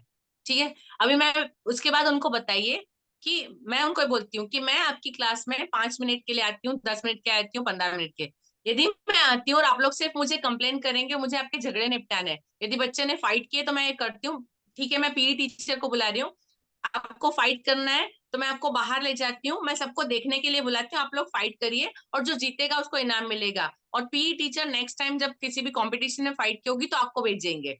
ठीक है, तुरंत बच्चे अपनी जगह पे बैठ जाएंगे और वो जो लड़ाई वाला सीन है वो खत्म हो जाता है। मतलब उन वो लोग जो काम कर रहे हैं वो सही है गलत है, उसको थोड़ा सा कॉमेडी वे में या कुछ अलग तरीके से उनको आप डील करिए। ठीक है, तो दूसरी बार जब जाते हैं तब बच्चे वो नहीं करेंगे, जिस चीज के लिए टोका है ना वो चीज नहीं होगी। डेफिनेटली नया प्रॉब्लम खड़ा होगा, बट 2-3-4 बार यदि आप इस तरह से अलग अलग चीजें करेंगे तब उनका अप्रोच, और उसके बाद आप जैसे मैंने कहा आप अपनी तरफ से कोई एक चीज, कोई एक बात, कुछ नया कुछ लेकर जाइए, तो अगली बार वो वेट करेंगे कि अब सर क्या बताने वाले हैं। जैसे मैंने टीचर को बोला कि उसका, तो आपके पास भी मैं जब जाती हूँ क्लास में, तो जैसे मैं कोई पोयम फर्स्ट स्टैंडर्ड में जाती हूँ, डेफिनेटली मैं उनको कोई छोटा सा जोक या छोटी सी पोयम या 2 लाइन या कुछ भी, मतलब इवन गुड मॉर्निंग या बोलते हैं तो मैं बाहर देख के, अभी तो गुड आफ्टरनून हो गया। मतलब बच्चों को अटेंटिव रहना है, वो उनको पता होता है कि यहाँ मुझे कुछ ना कुछ मिलेगा, बच्चों को ये हमेशा पता है। तो आप उनके साथ कुछ ऐसा थोड़ा सा चेंज करिए, ये ट्रिक करके देखिए, फिर मुझे बताइएगा। Thank you. जी जी। आ चलिए शिवानी शुक्ला जी। जय जिनेंद्र। जी जय जिनेंद्र।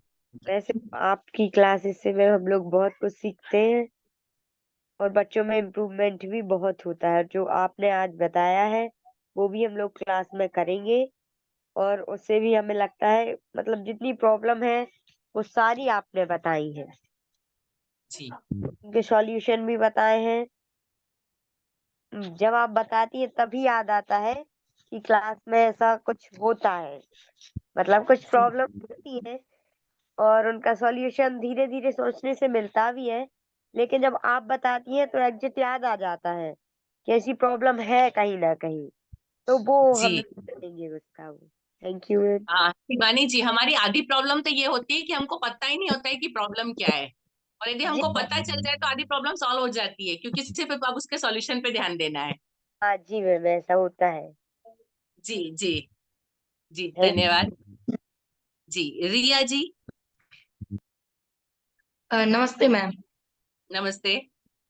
मैम जो आपने आज बताया है उसमें से हमारी बहुत सारी समस्याएं कवर भी हो गई हैं।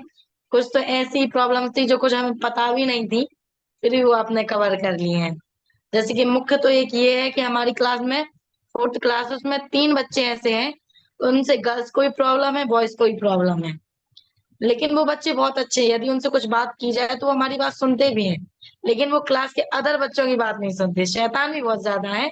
अब जो आपने तरीका बताया है वो तो हम उसमें अपनाएंगे।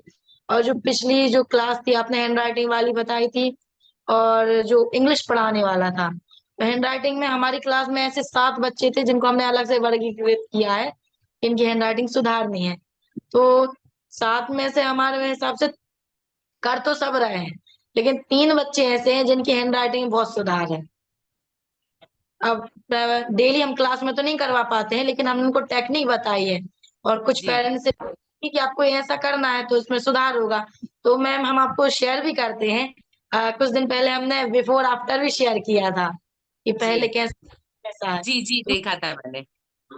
और इंग्लिश में भी सुधार हो रहा है। अब हैंड राइटिंग का इशू ऐसा है तो 7 लोगों का, लेकिन सभी के साथ करते हैं क्योंकि सबको अलग अलग प्रॉब्लम्स हैं। तो आज भी जी समस्या सब सॉल्व हो गई है, इसको क्लास में हम सुधारेंगे। और हमें भी बहुत सारे आइडिया मिले हैं, और कुछ ऐसी प्रॉब्लम थी जो हमारे खुद के साथ थी, ओके।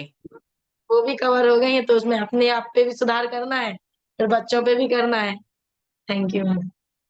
रिया जी, ये आपकी अप्रोच बहुत सही है। ये एक्सेप्ट करना है कि भाई हम में कमी थी और हमको उसका रास्ता मिला है, ये बहुत बड़ी बात है।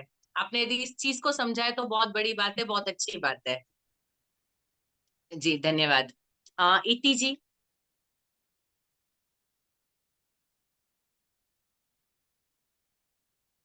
इति जी प्लीज अनम्यूट करिए। Sorry ma'am. जी कोई नमस्ते बात मैम। नहीं। नमस्ते। मैम, मैं ये पूछना था, जैसे एक बच्चा है क्लास में, 4th स्टैंडर्ड में है, तो वो बच्चा बहुत ही ज़्यादा झूठ बोलता है, और ना ही अपनी कोई नोटबुक लेके आता है, मतलब जो टाइम टेबल अकॉर्डिंग लिख पाते हैं, टाइम टेबल अकॉर्डिंग कोई भी वर्क लेके नहीं आता, और ना ही उसका वर्क कंप्लीट होता है, और एब्सेंट भी काफ़ी होता है। पेरेंट्स से बात करने पे पेरेंट्स उनके लड़ने के लिए मतलब तैयार रहते हैं, उसके साथ क्या करना चाहिए? क्यों पेरेंट्स लड़ने के लिए तैयार रहते हैं मतलब? पेरेंट्स मतलब उन्हें ये लगता है मेरा बच्चा सही बोलता है, मैम झूठ बोलती हैं सारी। आपके यहाँ डायरी सिस्टम है? बच्चे डायरी लिखते हैं? Yes ma'am. Yes ma'am. उस डायरी के अंदर रोज नोट डालना शुरू करिए। जिस दिन जो बुक नहीं लाया डेट के मैम साथ। डेली नोटिस भी डालते हैं, सब कुछ करते हैं, फिर भी उन्हें पेरेंट्स को वो नहीं करता है, ठीक है। कभी वो डायरी लेके ही नहीं आता है। देखिए, इसका मैं ये करती हूँ, मेरे स्कूल में जो डायरी लेके नहीं आते ना, उन बच्चों को पर्सनल व्हाट्सएप मैसेज जाता है कि आपका ओके। बच्चा डायरी लेके नहीं आया, और डायरी का नोट ये है कि आज उसने इंग्लिश का कोई काम नहीं किया, या इंग्लिश बुक नहीं लाया, मैथ्स बुक नहीं लाया। तो जो नहीं किया है वो पेरेंट्स तक मैसेज पहुंचना चाहिए। क्या होता है, जब लिखा हुआ पहुंचता है, जैसे व्हाट्सएप मैसेज डाला तो टीचर के व्हाट्सएप में रहता है, तो जब अगली बार पेरेंट आते हैं तो टीचर व्हाट्सएप ग्रुप खोल के दिखाते हैं कि मैंने आपको 5 बार ये मैसेज डाला है। ठीक है, जी जी। हमारे पास मतलब प्रूफ होता है कि हमने हमारी तरफ से अपनी अप्रोच लगाई है। अभी टीचर गलत नहीं है, पेरेंट्स गलत है, उसके प्रूफ आप पर रखिए उनको दिखाने के लिए। पर मैम वो पेरेंट्स वो मोबाइल का भी झूठ मान दिखा रहे थे, कहते मेरे पास तो पहुंचा ही नहीं है।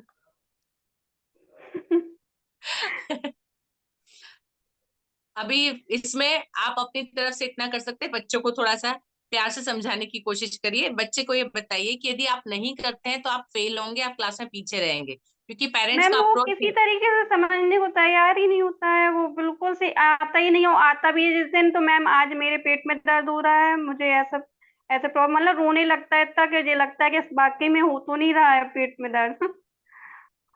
नहीं तो फिर आप उनको प्रिंसिपल के पास भेजिए, वहां पे पेरेंट्स को थोड़ा सा स्ट्रिक्टली डील करना होगा, पेरेंट्स के साथ। मैम वो पेरेंट्स अच्छे नहीं है, वो बात करने का मैनर्स ही नहीं है उनमें, सबसे मेन प्रॉब्लम नहीं, ये है। देखिए मेरे पास यदि टीचर के पास ऐसे कुछ होते हैं तो फिर उसके बाद उस पेरेंट से मैं खुद डील करती हूँ।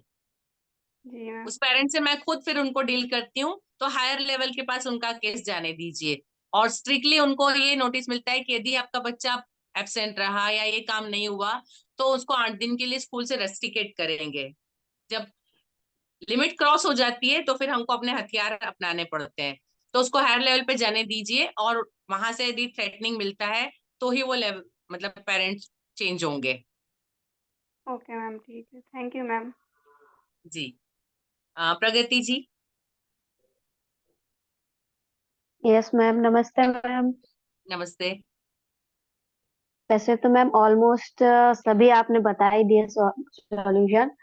मेरे साथ भी मैम क्लास में यही है कि बच्चों को अपन कितना भी अटेंशन दे दो, मतलब कुछ टाइम बाद फिर वो ये अपने उसमें मतलब पढ़ाते समय बातें करना है, मतलब करना ही है। आप एक बार, दो बार, तीन बार, मतलब कितना भी अपने पास भी बिठा लो तो भी उतने अच्छे से अटेंशन नहीं देंगे कि हम क्या समझा रहे हैं, कि क्या कह रहे हैं। और मस्ती, शिकायतें कंटिन्यू डेली का काम है। मतलब फर्स्ट पीरियड में निपटा दो, फिर सेकंड पीरियड में फिर सुन लो, थर्ड पीरियड में फिर सुन लो, ये भी कंटिन्यू चलता रहता है।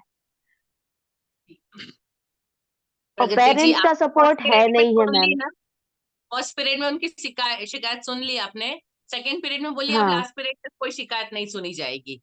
उनको बोलने का मौका ही मत दीजिए और उनको अपनी तरफ से काम दे दीजिए।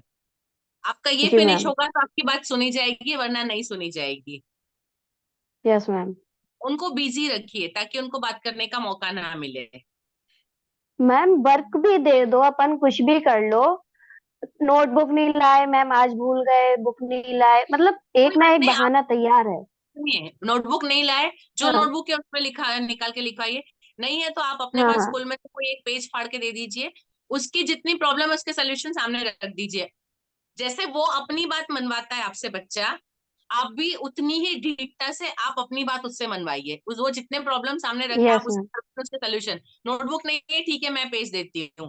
पेंसिल नहीं है, मैं पेंसिल प्रोवाइड करती हूँ। यहाँ बैठना नहीं जम रहा है, आप इस बेंच पे बैठिए, आप यहाँ खड़े होके लिखिए।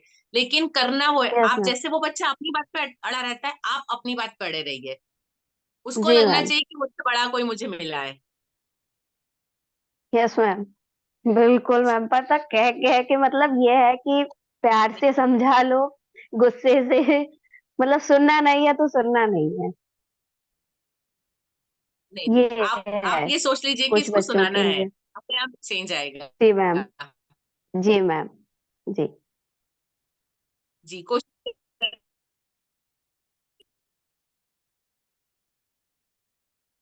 देखिएगा मैम प्रगति जी। आवाज नहीं आ रही है आपकी। हाँ मैम, आपकी वीडियो फ्रीज हो रही है। दीपाली जी, आपकी वीडियो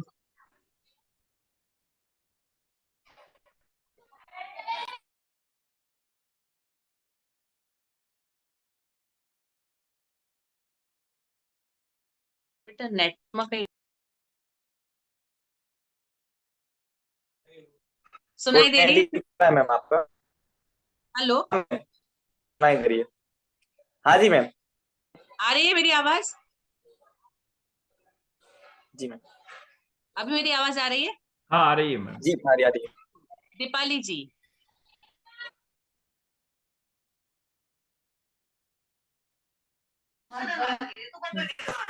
जय जिनेन्द्र मैम। जय जिनेन्द्र। मैम जैसे आपने जो तरीके बताए हैं वो बहुत ही अच्छे लगे और मैं अपनी क्लास में भी करूंगी। और कुछ चीजें उनमें से मुझे भी नहीं आती थी, जो आपने बताया उनसे मुझे भी बहुत कुछ सीखने को मिला है। जैसे बच्चे शोर करते हैं क्लास में, तो उनको कुछ एक्टिविटी में मतलब व्यस्त हो जाएं, जिससे वो मैम बहुत अच्छा लगा। और मैम जैसे हमारी क्लास में एक बच्चा है, उसे मैम याद नहीं होता है, डेली याद करवाते हैं, इधर याद कर लेगा, कल पूछेंगे फिर से वो नहीं बनेगा, फिर वो ये स्प्लिंग करवाएंगे, फिर परसों मतलब भूल जाएगा। उनके पेरेंट्स बोल मतलब मम्मी पापा बोलते हैं हम डेली पढ़ाते हैं, फिर भी वो नहीं बता पाते, तो मैम क्या करें? हाँ देखिए, आप पहले तो बच्चे को कॉन्फिडेंस दिलवाइए कि उसको याद रहता है। बच्चे कुछ कई बार ऐसा होता है, कुछ बच्चे दिमाग में बिठा लेते हैं कि मुझे तो याद ही नहीं रहता, तो उस चीज को कोशिश भी नहीं करते हैं।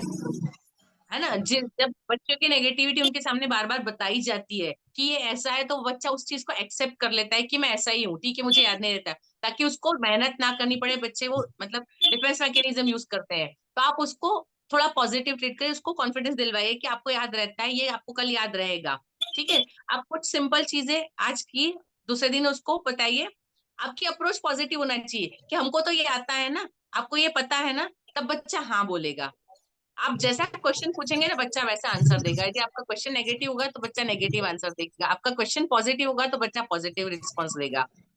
आप थोड़ा सा उसको साइकोलॉजिकली बिल्डअप करिए, उसको मेंटली तैयार करिए कि उसको आता है, उसको याद है। ठीक है, वो गलत भी करता है तो बोले हाँ इतना सही किया।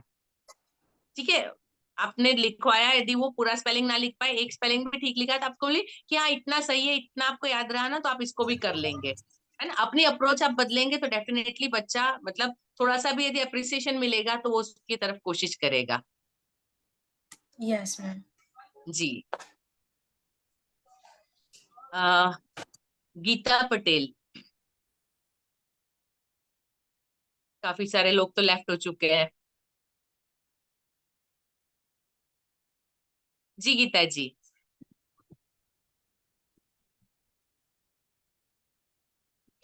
नमस्ते मैम। मैम हमारे यहाँ एक नमस्ते। लड़की है मैम, इंटेलिजेंट तो है लेकिन उसका पढ़ाई से ध्यान हट गया है। होमवर्क करके नहीं आती, डेली एक्सक्यूज देती है कि हाँ कल से आएंगे, आज लर्न करके आ जाएंगे, कल आएंगे, लेकिन करके नहीं आती। कौन से क्लास में है? 5th क्लास में है वो भी।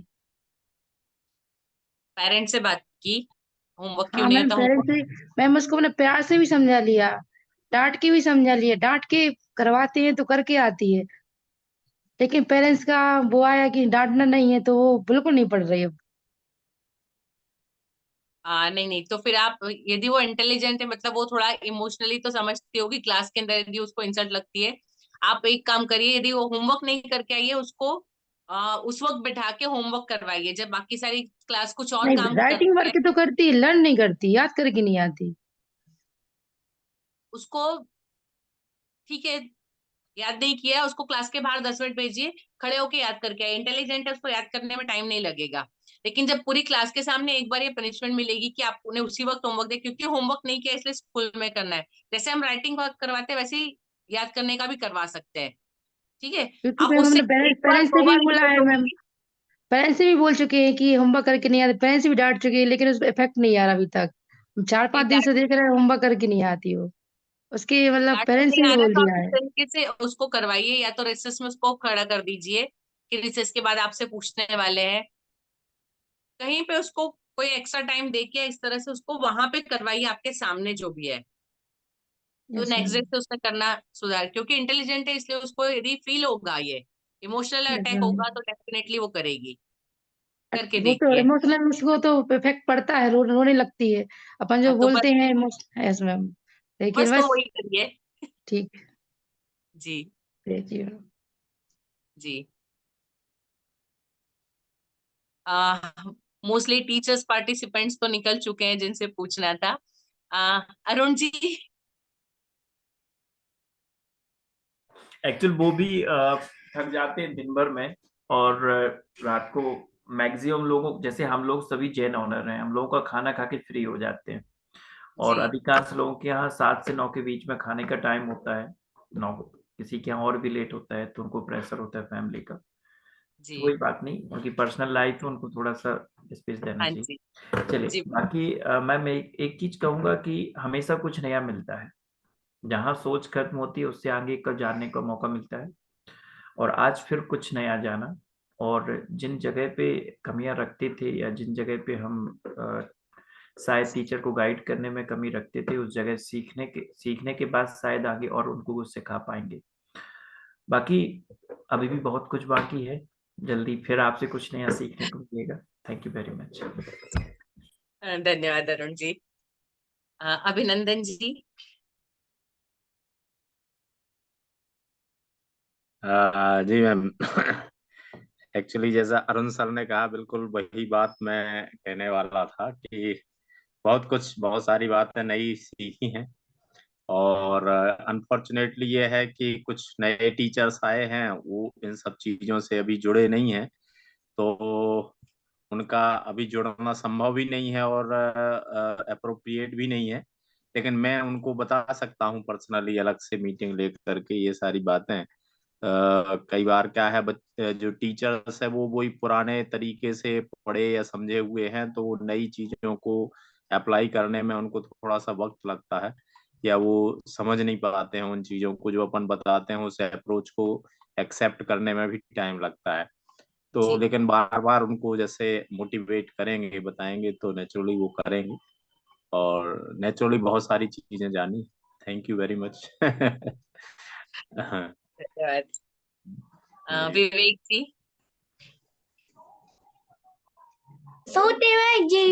नमस्कार जयजन मैम। आज टीचर्स के साथ हमने एक मीटिंग रखी थी, और जो इसका सब्जेक्ट ही था नॉन परफॉर्मर जो स्टूडेंट्स हैं उनकी समस्याएं क्या हैं, वो क्यों नहीं परफॉर्मेंस क्यों नहीं दे पा रहे हैं। तो ये सारी समस्याएं टीचर्स ने रखी थी, तो आपका नाम भी मैंने आपकी याद आई थी, और हम लोगों ने कहा था कि हमें मैम से चर्चा करनी है। और बहुत सारी जो बातें थी वो सारी की सारी बातें यहाँ पे हमें समाधान मिला है। तो टीचर्स कह रहे थे कि हाँ वो बच्चे पढ़ते ही नहीं हैं, वो सुनना ही नहीं चाहते, वो पढ़ने ही नहीं देते कुछ बच्चे। तो उनके समाधान भी जो बातें सब निकली थी, पढ़ते ही नहीं है, इनके लिए क्या करे कैसे करे। तो बहुत सारे समाधान हमें यहाँ पर पूरे के पूरे मिले हैं, और मैं टीचर्स के साथ वो सारी बातें शेयर करूंगा जो आपसे मैंने सीखी। जी थैंक यू मैम। धन्यवाद विवेक जी। ज्योति जी।